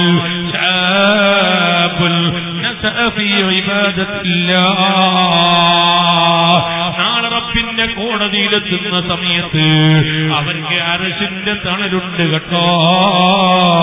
അതുകൊണ്ട് ഞാൻ എന്റെ യുവാക്കളോട് പറയട്ടെ, വൃത്തികേടിന്റെ പിന്നാലെ പോകാതെ, അനാവശ്യത്തിന്റെ പിന്നാലെ പോകാതെ, റബ്ബ് പൊറുക്കപ്പെടാത്ത ഒന്നിന്റെ പിന്നാലെയും പോകാതെ എപ്പോഴും അവനെ പടച്ച അല്ലാഹ് ആ റബ്ബിനെ ചിന്തിച്ച് ജീവിക്കുന്നവരാകണം. എന്നിട്ട് നാട്ടിന്റെ നന്മയ്ക്ക് വേണ്ടി പ്രവർത്തിക്കുന്നവരാകണം. നാട്ടിന്റെ ഐശ്വര്യം നിലനിർത്തുന്നവരാകണം. ഞാൻ എന്റെ പ്രിയപ്പെട്ട പ്രവർത്തകരോട് പറയട്ടെ, ഈ നാടിനെ നിർമ്മിക്കാൻ ജീവിക്കാൻ നമ്മളെ കൊണ്ട് കഴിയണമെന്ന് പറഞ്ഞാൽ, ഇവിടുത്തെ അന്തസ്സിനെ കാത്തു സൂക്ഷിക്കാൻ നമ്മളെ കൊണ്ട് കഴിയണോ? ഒരിക്കലും നമ്മുടെ നാട്ടിന്റെ അന്തസ്സ് വലിച്ചെറിയുന്ന ഒരവസ്ഥ ഒരു മുസ്ലിം ചെറുപ്പക്കാരന്റെ വക്കൊന്നും ഉണ്ടാകാനേ പാടില്ല. അതുകൊണ്ട് എറണാകുളത്ത് വാല് കേൾക്കുന്ന SYSന്റെ SSFന്റെ പ്രവർത്തകരോട് ഞാൻ ഓർമ്മപ്പെടുത്തുകയാണ്, നമ്മുടെ നാട്ടിന്റെ അന്തസ്സ് ഐശ്വര്യം കാത്തു സൂക്ഷിക്കാൻ എപ്പോഴും ഈ നാട്ടിലെ പ്രവർത്തകർ തയ്യാറാകണമെന്ന് ഓർമ്മപ്പെടുത്തുകയാണ്. ഒരു കാരണവശാലും നാട്ടിന്റെ ഐശ്വര്യത്തെ പറച്ചു ചെയ്തരുത്. വിശിഷ്യ ഞാൻ ഓർമ്മപ്പെടുത്തട്ടെ, ഈ നാട്ടുകാരും ഒരു വൃത്തികേട് ചെയ്താൽ, ഈ നാട്ടുകാരും ഒരു മോശപ്പെട്ടത് ചെയ്താൽ അത് എറണാകുളത്തെ നാട്ടുകാരനിക്കല്ല പ്രശ്നം. പിന്നെയോ ഇവിടുത്തെ SSFനാണ് പ്രശ്നമുള്ളത്, ഇവിടുത്തെ SYSനാണ് പ്രശ്നമുള്ളത്. കാരണം പ്രസ്ഥാനത്തിന്റെ പേര് പറയിപ്പിക്കലാണ്. അതുകൊണ്ട് ഒരിക്കലും വലിയ വലിയ വലിയ മഹത്തുക്കൾ പടുത്തുയർത്തിയ ഈ പ്രസ്ഥാനത്തിലേക്ക് കരിവാരി തേക്കുന്ന ഒരു പ്രവർത്തനങ്ങളോ നമ്മുടെ വക്കൽ നിന്ന് ഉണ്ടാകാതെ എപ്പോഴും ഇസ്സത്ത് കാത്തു സൂക്ഷിക്കണമെന്ന് വളരെ വിനയത്തിന്റെ ഭാഷയിൽ ഓർമ്മപ്പെടുത്തുകയാണ്. യുവാക്കളെ അക്രമികളാകരുത്. നബി സല്ലല്ലാഹു അലൈഹി വസല്ലം തങ്ങൾ പറഞ്ഞു, ഇയ്യാകും വൽ ബഗ്യ, നിങ്ങൾ അക്രമത്തിന് നന്നായി സൂക്ഷിക്കുന്നവരാകണം കേട്ടോ. ഒരിക്കലും അക്രമികളാകാനേ പാടില്ല. ഒരാളെയും മനസ്സ് വേദനിപ്പിക്കാനേ പാടില്ല. നിന്റെ കൈ കൊണ്ട് നീ ഒരാളെ ആക്രമിക്കരുത്, നിന്റെ നാക്കുകൊണ്ട് ഒരാളെ മനസ്സിനെ ആക്രമിക്കരുത്, നിന്റെ കാലുകൊണ്ട് ഒരാളെ ശരീരത്തിനെ വേദനിപ്പിക്കരുത്. നിങ്ങൾ അക്രമത്തിന് സൂക്ഷിക്കുന്നവരാകണോ? എന്നിട്ട് നബി സല്ലല്ലാഹു അലൈഹി വസല്ലം നിങ്ങൾ പറയാണ്, അക്രമത്തിന് അല്ലാഹു തആല ശിക്ഷ കൊടുക്കുന്നത് പോലെ ഒരു തെറ്റിനിക്കും അത്രയും പെട്ടെന്ന് അല്ലാഹു തആല ശിക്ഷ കൊടുക്കാറില്ല. അക്രമത്തിന് കൊടുക്കുന്ന ശിക്ഷകളെ പോലെ അത്രയും പെട്ടെന്ന് വേറെ ഒന്നിനും അല്ലാഹു തആല അതാ ശിക്ഷ കൊടുക്കാറില്ല എന്ന് പറഞ്ഞ അക്രമികൾക്ക് ആഖിറത്തിൽ മാത്രമല്ല ശിക്ഷ കൊടുക്കുന്നത്, ആ ദുനിയാവിലും അല്ലാഹു തആല കൊടുക്കുക തന്നെ ചെയ്യും കേട്ടോ. കാരണം മദ്ലൂമിന്റെ ദുആക്ക് ഉത്തരമുണ്ട്. ഏതെങ്കിലും ഒരാളെ ആക്രമിച്ചാൽ ആക്രമിക്കപ്പെട്ട വ്യക്തിയുണ്ടല്ലോ, അവൻ ഏത് മതക്കാരനായാലും മനസ്സ് തുറന്നു പറഞ്ഞാൽ അവന്റെ ദുആ അല്ലാഹു കബൂലാക്കുന്നു. അത് കബൂലാക്കിയാലോ ആക്രമിച്ച നീ അതിന്റെ ഫലം അനുഭവിക്കാതിരിക്കുകയില്ല. ഇമാം ഗസാലി തങ്ങൾ മുഖാസബയിൽ എഴുതി വെച്ചതാണ്. അതുകൊണ്ട് ഓർമ്മപ്പെടുത്തട്ടെ, അക്രമത്തിന്റെ ശിക്ഷ അല്ലാഹു കൊടുക്കുന്നത് വളരെ വളരെ വളരെ പെട്ടെന്നാണ്. അതുകൊണ്ട് തന്നെ ഒരാളെ ആക്രമിക്കല്ല. സുബ്ഹാന ജല്ല ജലാലുഹു. എന്റെ കഴിഞ്ഞ കൊല്ലത്തെ വാതിന്റെ ഇടയ്ക്ക് വെച്ച് ഞാനൊരു സംഭവം കണ്ടത് ഓർക്കുകയാണ്. ഞാനൊരു വീട്ടിലേക്ക് ഭക്ഷണം കഴിക്കാൻ വേണ്ടി പോയി. നോക്കുമ്പോൾ ഒരു വയസ്സായവരാണ് ആ വീട്ടിൽ കിടക്കുന്നു. അയാൾ രണ്ട് കൈയും ഇങ്ങനെ കിട്ട് വറക്കുകയാണ്. സുബ്ഹാനല്ലാഹ്. അയാൾ കടന്ന സ്ഥലത്ത് കരയുന്നു, സാറേ എനിക്ക് ഗ്ലാസ് പിടിക്കാൻ കഴിയുന്നില്ല, എനിക്ക് ഭക്ഷണം കഴിക്കാൻ കഴിയുന്നില്ല. ആ വീട്ടിലെ പെണ്ണുങ്ങൾ വായിലേക്ക് ഭക്ഷണം ഇട്ടുകൊടുക്കുകയാണ്. 15 കൊല്ലത്തോളമായി കിടപ്പിലാണ്. എന്നിട്ടോ ഞാൻ അവിടുന്ന് ഭക്ഷണം കഴിച്ചു. എനിക്കിത് കാണുമ്പോൾ തന്നെ സോക്കട് അല്ലാത്തതുപോലൊരു തോന്നലാണ്. ഈ കൈയുടെ വറ കണ്ടപ്പോ സോക്കട് അല്ലാത്തതുപോലൊരു തോന്നലാണ്. അങ്ങനെ അവിടുന്ന് ഭക്ഷണം കഴിച്ചിട്ട് ഞാൻ തിരിച്ചു വന്നിട്ട് അതാ തിരിച്ചു വന്ന് വയലങ്ങ് തുടങ്ങി. വയൽ കഴിഞ്ഞിട്ട് സ്റ്റേജിന്റെ തൊട്ടടുത്ത് സെക്രട്ടറിന്റെ വീടുണ്ട്. സാറേ എന്തെങ്കിലും കുടിച്ചിട്ട് പോകാന്ന് പറഞ്ഞ് അങ്ങനെ ആ സെക്രട്ടറിന്റെ വീട്ടിൽ കയറിയപ്പോ ഞാൻ വളരെ സ്വകാര്യമായി ഞാൻ ചോദിച്ചു, ഞാൻ നേരത്തെ ഒരു വീട്ടിലേക്ക് ഭക്ഷണം കഴിക്കാൻ വേണ്ടി പോയിട്ടുണ്ട്, അയാൾ എന്റെ കൈ ഇങ്ങനെ കിട്ടി പറക്കുകയാണ് അല്ലേ? അപ്പൊ ഇയാൾ പറഞ്ഞു, അതെ സാറേ. ഞാൻ ചോദിച്ചു, അല്ല നിങ്ങൾക്ക് അയാളെ നന്നായിട്ട് അറിയോ? നന്നായിട്ട് അറിയും സാറേ. ആ കാണുന്ന കൈയിന്റെ വറ അത് സോക്കടല്ലെന്ന് എനിക്ക് തോന്നുന്നു എന്ന് ഞാൻ സെക്രട്ടറിയോട് പറഞ്ഞപ്പോ സെക്രട്ടറി പറഞ്ഞൊരു വാക്ക് കേൾക്കണോ സാറേ? അത് നിങ്ങൾക്ക് അങ്ങനെ തോന്നാൻ കാരണം എന്താണ്? ആ തോന്നിയൊരു സത്യമാണ്. എന്താ സത്യം എന്നറിയോ? ഇയാളെ മദ്രസയിൽ പഠിക്കുമ്പോൾ ഒരു ദിവസം എന്തോ ഓതാൻ അറിയാതെ ഉസ്താദ് അടിച്ചു. ഉസ്താദ് അടിച്ചപ്പോ ഈ കുറ്റം കെട്ട സെക്കന് മദ്രസയിൽ നിന്ന് തുള്ളിയിട്ട് ഗേറ്റ് തുള്ളിയിട്ട് ഓടുമ്പോ കണ്ടത്തിനും മൂരിനെ അടക്കുന്നുണ്ട്. ഇത് 10 കുറെ കൊല്ലങ്ങൾക്ക് മുമ്പാണ്, ഒരു 17 കൊല്ലങ്ങൾക്ക് മുമ്പാണ്. ഈ അടക്കുന്ന ഉപ്പാലത്തേക്ക് അനോട് പോയിട്ട് ഇയാളൊക്കെ കൂട്ടം നയിക്കുന്ന വലിയ ബെത്തോടെ കൊടുത്ത ആ കൊടുത്തിട്ട് കടന്ന മനുഷ്യനാ 15 കൊല്ലായി കൈ കിട്ടിട്ട് മറക്കാണ്. എന്തേ ഒരക്ഷരം ദീൻ പഠിപ്പിച്ച ഉസ്താദിനതിന് കുതിര കയറിയപ്പോൾ അല്ലാഹു തആല കൊടുത്തതാ. അതുകൊണ്ടാണ് ഇമാം പറഞ്ഞത് നിങ്ങൾ അക്രമത്തിന് സൂക്ഷിക്കുന്നവരാകണം. കാരണം അക്രമത്തിന്റെ ഫലം അത് ദുനിയാവിൽ അനുഭവിക്കേണ്ടി വരും കേട്ടോ. അതാരിമാ ആചരിക്കുന്നു മദ്ലൂമിന്റെ ദുആക്ക് ഉത്തരമുണ്ട്. അതുകൊണ്ട് തന്നെ ആ മദ്ലൂം ആക്രമിക്കപ്പെട്ട വ്യക്തി ദുആ ചെയ്താൽ അതിന്റെ ഫലം അനുഭവിച്ചിട്ടല്ലാതെ നീ ഇവിടെ നിന്ന് മരിക്കൂല. എന്നിട്ട് ഇമാം ഗസാലി തങ്ങൾ പറഞ്ഞു, ഒരാളെ ആക്രമിക്കാന്ന് പറഞ്ഞാല്, ഒരാളെ ബുദ്ധിമുട്ടാക്കാന്ന് പറഞ്ഞാല് അത് കൈകൊണ്ട് മാത്രമല്ല നാവ് കൊണ്ട് ബുദ്ധിമുട്ടാക്കലുണ്ട്, നാവ് കൊണ്ട് ആക്രമിക്കലുണ്ട്. എന്നിട്ട് ഗസാലിമാൻ പറയുന്നു, അതെങ്ങനെ നാവ് കൊണ്ട് ബുദ്ധിമുട്ടാക്കല്? ഒരാളിങ്ങനെ മൂട്ടിക്കൊണ്ടിങ്ങനെ പോകുമ്പോൾ ഇങ്ങനെ കളിയാക്കിയിരിക്കുകയാണ്, അല്ലെങ്കിൽ എന്തെങ്കിലും ഒരു പ്രകൃതി കണ്ടിട്ട് ജോൺ ബാക്കിന് പരിഹസിച്ചിരിക്കുകയാണ്. ഇത് അവന്റെ നാവ് കൊണ്ട് ആക്രമിക്കലാണ്. എന്നാ ഗസാലിമാൻ പറയുന്നു, നീ ആ പാവപ്പെട്ടവൻ ഓട്ടി നടക്കുമ്പോൾ അല്ലെങ്കിൽ അവന്റെ ഏതെങ്കിലും ശരീരത്തിന്റെ ഒരു പ്രകൃതി കണ്ടിട്ട് നീ അവനെ കളിയാക്കി ചിരിച്ചില്ലേ? എന്നാൽ മരിക്കുന്നതിന് മുമ്പ് നീ ആ കോലത്തിലായിട്ട് മറ്റുള്ളവർ നിന്നെ കണ്ട് ചിരിച്ചിട്ടല്ല അടിഞ്ഞു മരിക്കൂല, ആ കോലത്തിൽ എത്തിപ്പെട്ടതല്ല അടിഞ്ഞു മരിക്കൂല. ഇമാം ഗസാലി തങ്ങൾ ഈ പറഞ്ഞത് കാണാം. ഓ പ്രിയപ്പെട്ട സഹോദരങ്ങളെ, ഒരിക്കലും അക്രമികളാകാൻ പാടില്ല. നാട്ടിൽ ഒരാളെ ആക്രമിച്ചു പോകരുത്. നിന്റെ കൈകൊണ്ട് നീ ഒരാളെയും ആക്രമിക്കാൻ പാടില്ലെന്ന് ഞാൻ പ്രത്യേകം ഓർമ്മപ്പെടുത്തുകയാണ്. ഓ പ്രിയപ്പെട്ട സഹോദരാ, നാക്കുകൊണ്ട് ഒരാളെ ആക്രമിക്കരുത്, കൈകൊണ്ട് ഒരാളെ ആക്രമിക്കരുത്, അതുപോലെ വൃത്തികേട് ചെയ്യരുത്, ഒരാളെയും പരിഹസിക്കാതെ നാട്ടിന്റെ നന്മയ്ക്ക് വേണ്ടി പ്രവർത്തിക്കുന്നവരാകണം. ഈ നാട്ടിലെ പാവപ്പെട്ടവരെ തേടിപ്പിടിച്ച് സഹകരിക്കുന്നവരാകണം. കുടിക്കാൻ വെള്ളമില്ല, SYSകാരൻ വെള്ളം എത്തിച്ചു കൊടുക്കുന്നവനാകണം. അതുപോലെ കുടിയിരിക്കാൻ വീടുകളില്ല. എത്ര പാവപ്പെട്ടവരാണ് മഴ പെയ്യുന്ന സമയത്ത് പൊട്ടി കരയുന്നു, മനസ്സുകൊണ്ട് കരയുന്നു. കാരണം ഓടുകളൊക്കെ പൊട്ടിക്കുകയാണ്, മരങ്ങളൊക്കെ ഉതിർന്ന് വീഴാനെടുത്തായിരിക്കുകയാണ്.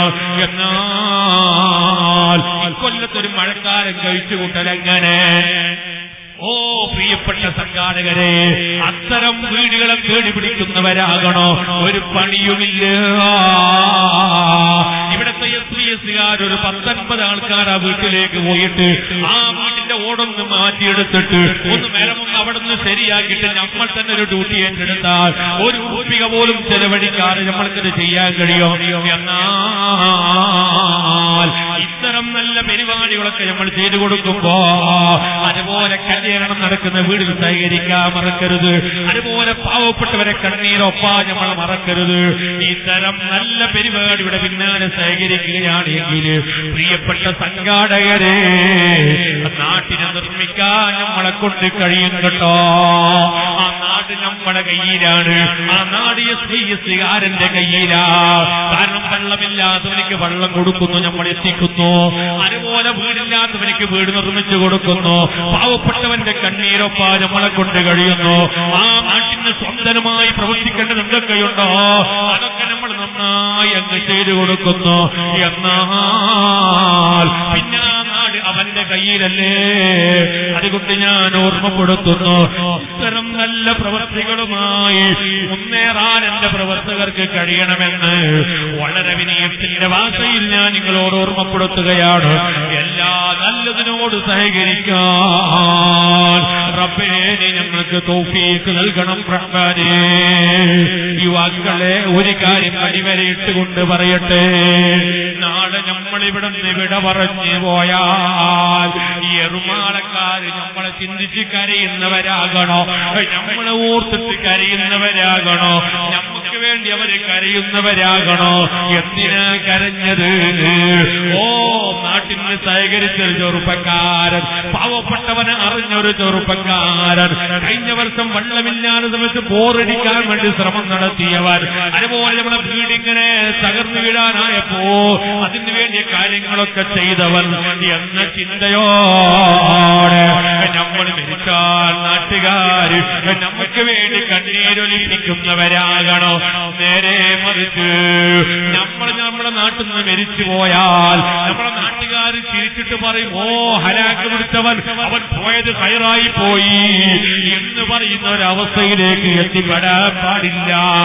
ജനങ്ങൾ ക്ഷമിക്കുന്ന ഒരവസ്ഥയിലേക്ക് എത്തിപ്പെടാൻ പാടില്ല.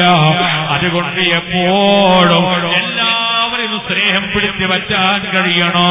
ഈ നാട്ടിലെ ഉമ്മമാരും ഉപ്പമാരുമൊക്കെ നമ്മെ സ്നേഹിച്ചുകൊണ്ട് ആ നിലക്ക് സ്നേഹിക്കപ്പെട്ട വ്യക്തിയായി തീരാൻ കഴിയണോ? അങ്ങനെ നാട്ടുകാര് സ്നേഹിച്ചാൽ അവനെ റബ്ബ് സ്നേഹിച്ചു പോയി. റബ്ബ് സ്നേഹിച്ചാലോ ഇന്നല്ലദീന ആമനൂ വഅമിലു സ്വാലിഹാത്ത് സയജ്അലു ലഹുമുർ റഹ്മാനു വുദ്ദാ. കൽബിൽ ഉറച്ചിട്ട് നല്ല നല്ല നല്ല നല്ല പ്രവർത്തനങ്ങൾ ചെയ്യുന്നവര്, അവര് ഇബാദത്തുമായി ബന്ധപ്പെടുന്നവരാണ്, നാട്ടിലേക്ക് കാരുണ്യ പ്രവർത്തനങ്ങൾ ചെയ്യുന്നവരാണ്, സ്പന്ദന പ്രവർത്തനങ്ങൾ നടത്തുന്നവരാണ്, നാട്ടിന്റെ അന്തസ്സ് കാത്തു സൂക്ഷിക്കുന്നവരാണ്, ദുഷിച്ച പ്രവർത്തനത്തിന്റെ പിന്നാലെ പോകാത്തവരാണ്. ആ നിനക്ക് ഈമാന് കൽബിൽ ഉറച്ചിട്ട് സൽപ്രവർത്തനമായി മുന്നോട്ട് പോകുന്നവര് റബ്ബ് സുബ്ഹാനഹു വ തആല അവരെ സ്നേഹിച്ചു പോയി. അല്ലാഹ് സ്നേഹിച്ചു പോയി. ഓ ചെറുപ്പക്കാരാ, അവരെ സ്നേഹിച്ചത് ഈ നാട്ടില് ഏതോ ഒരു സംസ്കാരമില്ലാത്ത ഒരു നാറിയ പെൺകുട്ടിയല്ല, ഏതോ ഒരു തൊലിവെടുത്ത പെൺകുട്ടിയല്ല. ഈമാന് കൽബിൽ ഉറച്ചിട്ട് സൽപ്രവർത്തനം ചെയ്യുന്ന മുഅ്മിനീങ്ങൾ, അവരെ സ്നേഹിക്കുന്നവർ അല്ലാഹയാണ്. അല്ലാഹ് സ്നേഹിച്ചാലോ നാദാ ജിബ്രീൽ, അല്ലാഹു ജിബ്രീലിനെ വിളിക്കുകയാണ്. ഇബ്നു കസീർ തഫ്സീറിൽ രേഖപ്പെടുത്തുകയാണ്. അല്ലാഹു സുബ്ഹാനഹു വ തആല അതാ ജിബ്രീൽ എന്ന മലക്കിനെ വിളിക്കുന്നു. വിളിച്ചിട്ട് ജിബ്രീലിനോട് പറയുന്നു, ജിബ്രീൽ ഇന്ന ഫുലാനൻ നുഹിബ്ബു, ഇന്ന ഒരാളെ ഞാൻ സ്നേഹിക്കുകയാണ്. അതുകൊണ്ട് ജിബ്രീലേ നീയും അവനെ സ്നേഹിക്കണേ. അതാ അല്ലാഹ് സ്നേഹിച്ചിട്ട് ജിബ്രീലിനോട് സ്നേഹിക്കാൻ വേണ്ടി പ്രഖ്യാപിച്ചു പോ. അതാ ജിബ്രീലും സ്നേഹിക്കുന്നു. എന്നിട്ട് വാനവലോകത്ത് അതാ ജിബ്രീൽ ഒരു അനൗൺസ് നടത്തുകയാണ്. എന്നാണ് ജിബ്രീലിന്റെ അനൗൺസ്? ഓ മലക്കുകളെ, ഇന്ന ഒരാളെ റബ്ബ് തആല സ്നേഹിച്ചിരിക്കുകയാണ്. എന്നോട് സ്നേഹിക്കാൻ വേണ്ടി അല്ലാഹ് പറഞ്ഞതാണ്. ഞാനും സ്നേഹിച്ചിട്ടുണ്ട്, നിങ്ങളും അയാളെ സ്നേഹിക്കൂ. വാനവലോകത്തുള്ള മലക്കുകൾ സ്നേഹിച്ചു പോയി. എല്ലാ മലക്കുകളും അയാളെ സ്നേഹിച്ച, ജിബ്രീൽ സ്നേഹിച്ച, അതുപോലെ അല്ലാഹ് സ്നേഹിച്ച ഫയൂദഉ ലഹുൽ ഖബൂൽ, പിന്നെ അയാളെ എല്ലാവരും സ്വീകരിക്കുവോ. ഭൂമി ലോകത്തുള്ള എല്ലാ മുഅ്മിനീങ്ങളും അയാളെ ഖബൂൽ ചെയ്തു പോയി. ഒരാൾക്കും അയാളെ രണ്ടഭിപ്രായമില്ല. ആ നിലക്ക് മുഅ്മിനീങ്ങൾ അയാളെ സ്വീകരിക്കുകയാണ്. ആകാശത്തുമേലും ഭൂമിക്ക് താഴെയും അവരെ കോടി നീളം അത്തീരെ ഉള്ളവര് മഹാനവറുകളെ സംബന്ധിച്ചല്ലേ പറഞ്ഞത്. ഓ സഹോദരാ, അവിടുത്തെ കൊടിയുടെ നീളം എത്രയാണ്? ആകാശ ആകാശത്തുമേലും അവരെ കൊടിയാണ്, ഭൂമിക്ക് താഴെയും അവരെ കൊടിയാണ് എന്ന് പറഞ്ഞാൽ ആ പറഞ്ഞതിന്റെ അർത്ഥം എന്താണ്? പ്രായപൂർത്തിയെത്താത്ത വിദ്യാർത്ഥികാരനിക്കത് മനസ്സിലായില്ല. അവരെ വാദം എന്താണ്? കൊടിയുടെ തുണി എവിടെ നിന്ന് വാങ്ങിയതാണ്? ഞാൻ എന്റെ പ്രവർത്തകരോട് പറയട്ടെ, ഈ റൂട്ടിലൂടെ കടന്നു വരുമ്പോ അവിടെ കാണുന്നത് SSFന്റെ പതാക കണ്ടവരെ മനസ്സിലാക്കുന്നു ഇവിടെ SSFന്റെ പ്രവർത്തകരുണ്ട്. അപ്പുറം കാണുന്നു SYSന്റെ പതാക, അപ്പോൾ മനസ്സിലാകുന്നു ഇവിടെ SYSകാരുണ്ട്. കുറച്ച് താഴെ പോയപ്പോൾ കാണാം മുസ്ലിം ലീഗിന്റെ ഒരു പതാക, അപ്പോൾ മനസ്സിലായി അവിടെ ലീഗുകാരുണ്ട്. കുറച്ച് താഴെത്തുമ്പോൾ കാണുന്നു അവിടെ കമ്മ്യൂണിസ്റ്റ് മാർക്സിസ്റ്റ് പാർട്ടിയുടെ മറ്റൊരു പതാക, അത് കാണുമ്പോൾ മനസ്സിലായി ഇവിടെ മാർക്സിസ്റ്റുകാരുണ്ട്. ഓരോ പതാകയും അതിന്റെ ആൾക്കാരുണ്ടെന്ന് എനിക്ക് സൂചനയല്ലേ? അതാണ് ശൈഖ് ജീലാനി തങ്ങളെ പറ്റി പറഞ്ഞത്. ആകാശത്ത് കൊടി ഭൂമിക്ക് കൊടി എന്ന് പറഞ്ഞാൽ ആകാശത്ത് അനുയായികളുണ്ട്, ഭൂമി ലോകത്ത് അനുയായികളുണ്ട്. ആരാണ് അനുയായികള്? അത് മലായികത്തുകളാണ്, ഭൂമി ലോകത്തുള്ള മുഅ്മിനീങ്ങളാണ്. അല്ലാഹു സ്നേഹിച്ച മുഅ്മിനീങ്ങള് അവരെ ആകാശത്തും ഭൂമി ലോകത്തുള്ള എല്ലാവരും അയാളെ കബൂലാക്കി പോയി. പ്രിയപ്പെട്ട പ്രവർത്തകരെ, അങ്ങനെ കബൂലാക്കിയാൽ പിന്നെ അവര് പേടിക്കേണ്ടതില്ല. ഞാൻ എന്റെ പ്രസംഗം നിർത്തുന്നു. മുഅ്മിനീങ്ങളെ, അല്ലാഹു സുബ്ഹാനഹു വ തആല നമ്മുടെ എല്ലാ പ്രവർത്തനങ്ങളും അവന്റെ പൊരുത്തത്തിലാക്കി തരട്ടെ. അള്ളവനാണ് സ്നേഹിച്ചാൽ പിന്നെ ആരും പേടിക്കേണ്ടതില്ല. അജ്മീർ ഖാജാന്റെ ബർക്കത്ത് കൊണ്ട് അല്ലാഹു നമ്മുടെ എല്ലാ സ്ഥലത്തും രക്ഷപ്പെടുത്തുമാറാകട്ടെ.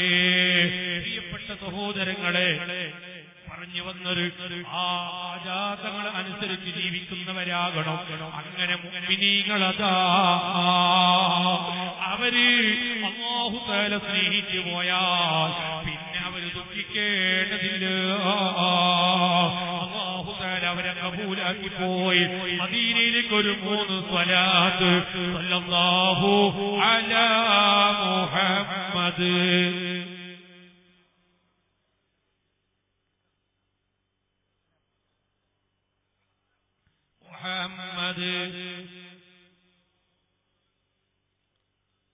എല്ലാവരും ഒന്ന് എഴുന്നേൽക്കണം. എല്ലാവരും മുമ്പിൽ വന്ന് നിൽക്കണം. ഞാൻ എന്റെ പ്രസംഗം നിർത്തുന്നു. നിങ്ങളെ നേരത്തെ തുടങ്ങി നിർത്തേണ്ട പരിപാടിയാണ്.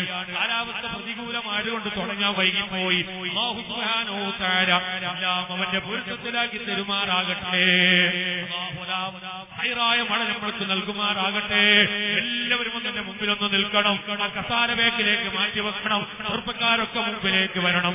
നമുക്ക് ദുആ ചെയ്തിട്ട് പിരിയാം. അല്ലാഹു സരസ് കബൂലാക്കി തെരുമാറാകട്ടെ. എല്ലാവരും മുമ്പിൽ നിൽക്കണം. പ്രിയപ്പെട്ട സഹോദര നിൽക്കേണ്ട ഇസ്ലാമുകാരല്ലേ, എസ്എസ്എഫുകാരെല്ലാം ഇങ്ങോട്ട് വരാം. ഇൻഷാ അല്ലാഹ് നീ ഞങ്ങളെ സരസ് കബൂലാക്കണേ റഹ്മാനേ, നീ സ്വീകരിക്കണേ റഹ്മാനേ. ഇൻഷാ അല്ലാഹ് ഇനിയും നമുക്ക് അല്ലാഹുവിന്റെ ദീന് പറയണം. അല്ലാഹുവിന്റെ ദീന് സംസാരിക്കണം. നല്ലതിനോട് സഹകരിക്കാനും പ്രവർത്തിക്കാനും നീ ഞങ്ങൾക്ക് തൗഫീഖ് നൽകണേ റഹ്മാനേ. ലോകത്ത് കഴിഞ്ഞുപോയ മഹത്തുക്കളെ ചരിത്രം കേട്ടിട്ടില്ലേ നിങ്ങൾ? ഞാൻ എന്റെ മുഅ്മിനീങ്ങളോട് ഒരൊറ്റ സംഭവം വർഗത്തിന് വേണ്ടി പറഞ്ഞു നിർത്തുന്നു. നമുക്കൊന്ന് ദുആ ചെയ്ത് നല്ല നിലയ്ക്ക് പിരിയണം. അല്ലാഹു എല്ലാ പ്രശ്നങ്ങൾക്കും പരിഹാരം നൽകുമാറാകട്ടെ. ഓ പ്രിയപ്പെട്ട സഹോദരാ, റബ്ബിനെ പേടിച്ച് ജീവിക്കുന്നവരാകണം. ആ റബ്ബിന്റെ കോടതിയെ കുറിച്ചുള്ള ബോധമുണ്ടാകണം. ഓ എന്റെ SYSകാരെ, ഓ SSFകാരെ, അല്ലാഹുവിനെ മറക്കാതെ റബ്ബിന്റെ പൊരുത്തത്തിൽ അധിഷ്ഠിതമായി ആഖിറത്ത് ചിന്തിച്ച് ജീവിക്കുന്ന മുഅ്മിനീങ്ങൾ. പ്രിയപ്പെട്ട സഹോദര, ഒരൊറ്റ കാര്യം ഞാൻ നിങ്ങളെ ശ്രദ്ധയിൽ ഓർമ്മപ്പെടുത്തുകയാണ്. അല്ലാഹു സുബ്ഹാനഹു വ തആല നമ്മുടെ എല്ലാ കാര്യങ്ങളും ഹൈറായ നിലക്കാക്കി തീർക്കുമാറാകട്ടെ.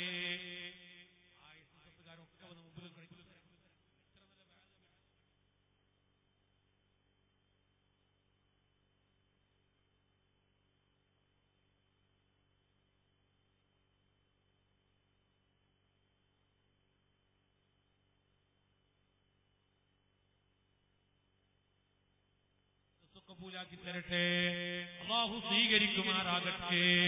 ഞാൻ ഒരൊറ്റ കാര്യം നിങ്ങൾ ശ്രദ്ധയിൽ ഓർമ്മപ്പെടുത്തുന്നു. ലോകത്ത് കഴിഞ്ഞുപോയ മഹാന്മാരിൽപ്പെട്ട വലിയ മഹാനാണ് മഹാനായ അത്താഉസ്സുലമി റളിയല്ലാഹു അൻഹു. ഇമാമുൽ ഗസാലി തങ്ങൾ ചരിത്രം പറഞ്ഞത് കാണാം. ആ അത്താഉസ്സുലമി റഹ്മത്തുള്ളാഹി അലൈഹി തങ്ങൾ അല്ലാഹുവിന്റെ ബർക്കത്ത് കൊണ്ട് നന്നാക്കി തരട്ടെ. ജീവിതം മുഴുവനും റബ്ബിന്റെ പൊരുത്തത്തിന് ചെലവഴിച്ച മഹാനാണ് മഹാനായ അത്താഉസ്സുലമി റളിയല്ലാഹു അൻഹു. എപ്പോഴും ഇബാദത്തിലാണ്. പക്ഷേ ജീവിതമാർഗത്തിന് വേണ്ടി ബഹുമാനപ്പെട്ടവർ വസ്ത്രം നെയ്യുന്ന ജോലിയാണ്. ആ വസ്ത്രം നെയ്ത് കിട്ടുന്ന കാശ് അതുകൊണ്ട് ജീവിതം നയിക്കുന്ന മഹാനാണ് അത്താഉസ്സുലമി റഹ്മത്തുള്ളാഹി അലൈഹി. എപ്പോഴും വസ്ത്രം നെയ്തിട്ടതാ കൊണ്ടുപോയി ചന്തയിൽ വിൽക്കുകയാണ്. കിട്ടുന്ന ചെറിയ കാശ് കൊണ്ട് ബഹുമാനപ്പെട്ടവർ ജീവിതം നയിക്കുകയാണ്. ഒരു ദിവസം ബഹുമാനപ്പെട്ടവർ ചിന്തിച്ചു, എനിക്ക് നല്ല ഒരു വസ്ത്രം നെയ്യണം, നല്ല ഒരു വസ്ത്രം നെയ്യണം. എന്നിട്ട് ആ വസ്ത്രം കൊണ്ടുപോയി വിറ്റ് നല്ല കാശ് എനിക്ക് വാങ്ങണം. അങ്ങനെ ആഴ്ചകളോളം മനക്കെട്ടുകൊണ്ട് ഒരു നല്ല തുണിയങ്ങോട്ട് നെയ്തു. എന്നിട്ട് പണി തീർന്നതിന്റെ ശേഷം ചന്തയിലേക്ക് കൊണ്ടുപോയി. ചന്തയിൽ കൊണ്ടുപോയിട്ട് ഈ തുണിയങ്ങ് വിൽക്കുമ്പോൾ അത്താഉസ്സുലമി പറയുന്നു 10 ദിർഹം വിലയാണ്. ഇതിനെ വാങ്ങുന്നവരാരാണ്? ഒരു കച്ചവടക്കാരൻ വന്നിട്ട് പറയുന്നു, മുതലാളി 2 ദിർഹം തരാം, 10 ദിർഹം തരാൻ പറ്റൂല. അത്താഉസ്സുലമി പറഞ്ഞു, ഇതിനൊരു കേടുമില്ല, ഒരു കുറവുമില്ല. ആ നിരക്ക് നെയ്ത വസ്ത്രമാണ്, എനിക്ക് 10 ദിർഹം തന്നെ കിട്ടണം, കുറവ് പറ്റൂല. അപ്പോഴാണ് വാങ്ങാമെന്ന കച്ചവടക്കാരൻ പറഞ്ഞു, മുതലാളി നിങ്ങളെന്താ പറയുന്നത്? ഇതിന്റെ വില 1 രൂപയാണ്, 1 ദിർഹമാണ്. ഞാൻ നിങ്ങളെ വിചാരിച്ച് 2 എണ്ണം പറഞ്ഞതാ. കാരണം ഇവിടെ 100 വിറ്റിട്ടുണ്ട്, ഇവിടെ കുറവുണ്ട്, അവിടെ കുറവുണ്ട്, ഇവിടെ കുറവുണ്ട്. ഇങ്ങനെ കുറെ കുറവുകൾ ഇയാൾ ഇങ്ങനെ കാണിക്കുമ്പോ അത്താഉസ്സുലമി പൊട്ടിക്കരയുകയാണ്. പൊട്ടിക്കരയുന്നു. കരഞ്ഞപ്പോ ഈ കച്ചവടക്കാരൻ പറയുന്നു, അത്താഉസ്സുലമി കരയണ്ട, നിങ്ങൾ പറഞ്ഞ 10 ദിർഹം ഞാൻ നിങ്ങൾക്ക് തരാം, നിങ്ങൾ പറഞ്ഞ 10 ദിർഹം നിങ്ങൾക്ക് തരാം. അപ്പോഴാണ് അത്താഉസ്സുലമി പറയുന്നു, വേണ്ട വേണ്ട, ഞാൻ കാശ് കുറഞ്ഞതിന്റെ പേരിൽ കരഞ്ഞതല്ല. ഞാൻ കരഞ്ഞത് എന്തിനാണെന്നറിയോ? ഞാൻ വളരെ ക്ലിയറായി കണ്ടിസനായി നെയ്ത വസ്ത്രമാണ്, എനിക്കതിൽ ഒരു കുറവും കണ്ടിട്ടില്ല. പക്ഷേ നിങ്ങളെ മുമ്പിലെത്തുമ്പോൾ അതിന് കുറവ് കണ്ടുപോയി. എന്നതുപോലെ ഞാനൊരു കുറവുമില്ലാതെ എന്റെ റബ്ബിലേക്ക് കുറെ അമൽ ചെയ്തവനാണ്, എനിക്കൊരു കുറവും കാണുന്നില്ല. പക്ഷേ എല്ലാം നോക്കുന്ന കാണുന്ന റബ്ബിന്റെ മുമ്പിലേക്ക് എത്തുമ്പോൾ ഈ വസ്ത്രത്തിന് നിങ്ങൾ കുറവ് കാണിച്ചതുപോലെ എന്റെ ഇബാദത്തിന് റബ്ബ് കുറവ് കണ്ടുപോയാൽ എന്റെ ഇബാദത്തിന് റബ്ബ് തആല വലിച്ചെറിയൂലേ? പിന്നെ എനിക്ക് വല്ലതും രക്ഷപ്പെടാനുണ്ടോ? ഞാനവിടെ 0 ആയി പോകൂലേ എന്ന് ചിന്തിച്ച് കരഞ്ഞു പോയതാണ്. ഓ മുഅ്മിനേ, നമ്മളെ അവസ്ഥ എന്താണ്? ആഖിറത്തിലേക്ക് ഒരറ്റാമലും നമ്മളെ കയ്യിലില്ല. എല്ലാ ചെറുപ്പക്കാരും റബ്ബിന്റെ പൊരുത്തത്തിലായി ജീവിച്ച് 5 വക്ത് കൃത്യമായി നിസ്കരിച്ച് താജുൽ ഉലമാന്റെ ഖാജാ തങ്ങൾ ആഖിറത്തിലേക്ക് ഫാത്തിഹ ഓതി എപ്പോഴും സുന്നത്തായി വാർത്തകൾ അധികരിപ്പിച്ച് സ്വലാത്ത് അധികരിപ്പിക്കണമെന്ന് ഓർമ്മപ്പെടുത്തി ഞാൻ എന്റെ പ്രസംഗം നിർത്തുന്നു. അർഹമുർ റഹീമായ റബ്ബേ, നീ ഞങ്ങളെ സദസ്സ് കബൂലാക്കണേ അല്ലാഹ്. ഈ ഞങ്ങളെ സദസ്സ് സ്വീകരിക്കണേ റഹ്മാനേ. ഖാജാ തങ്ങളെ ബറക്കത്ത് നൽകണേ അല്ലാഹ്. താജുൽ ഉലമയുടെ ബറക്കത്ത് നൽകണേ അല്ലാഹ്. മഹാന്മാരെ ബറക്കത്ത് കൊണ്ട് ഈ സദസ്സ് നീ സ്വീകരിക്കണേ റഹ്മാനേ. ആമീൻ ബിറഹ്മതിക യാ അർഹമർ റഹീം. അടുത്ത കൊല്ലത്തേക്ക് കുറച്ച് സാധനം എല്ലാവരും ഏരിച്ചില്ലെങ്കിൽ എനിക്കത് ബാക്കിയുണ്ടോ? എന്താ വേണ്ടി ഓത്തിന് ഷാറ് വേണം. എത്ര ഇൻഷാ അല്ലാഹ് ദുആ ചെയ്തിട്ട് ഇൻഷാ അല്ലാഹ് ഇത്ര നല്ല ഹാജ തങ്ങളെ സരസ് ദുആ കിട്ടാതെ പോകാൻ അതൊരു വൃത്തികേടല്ല.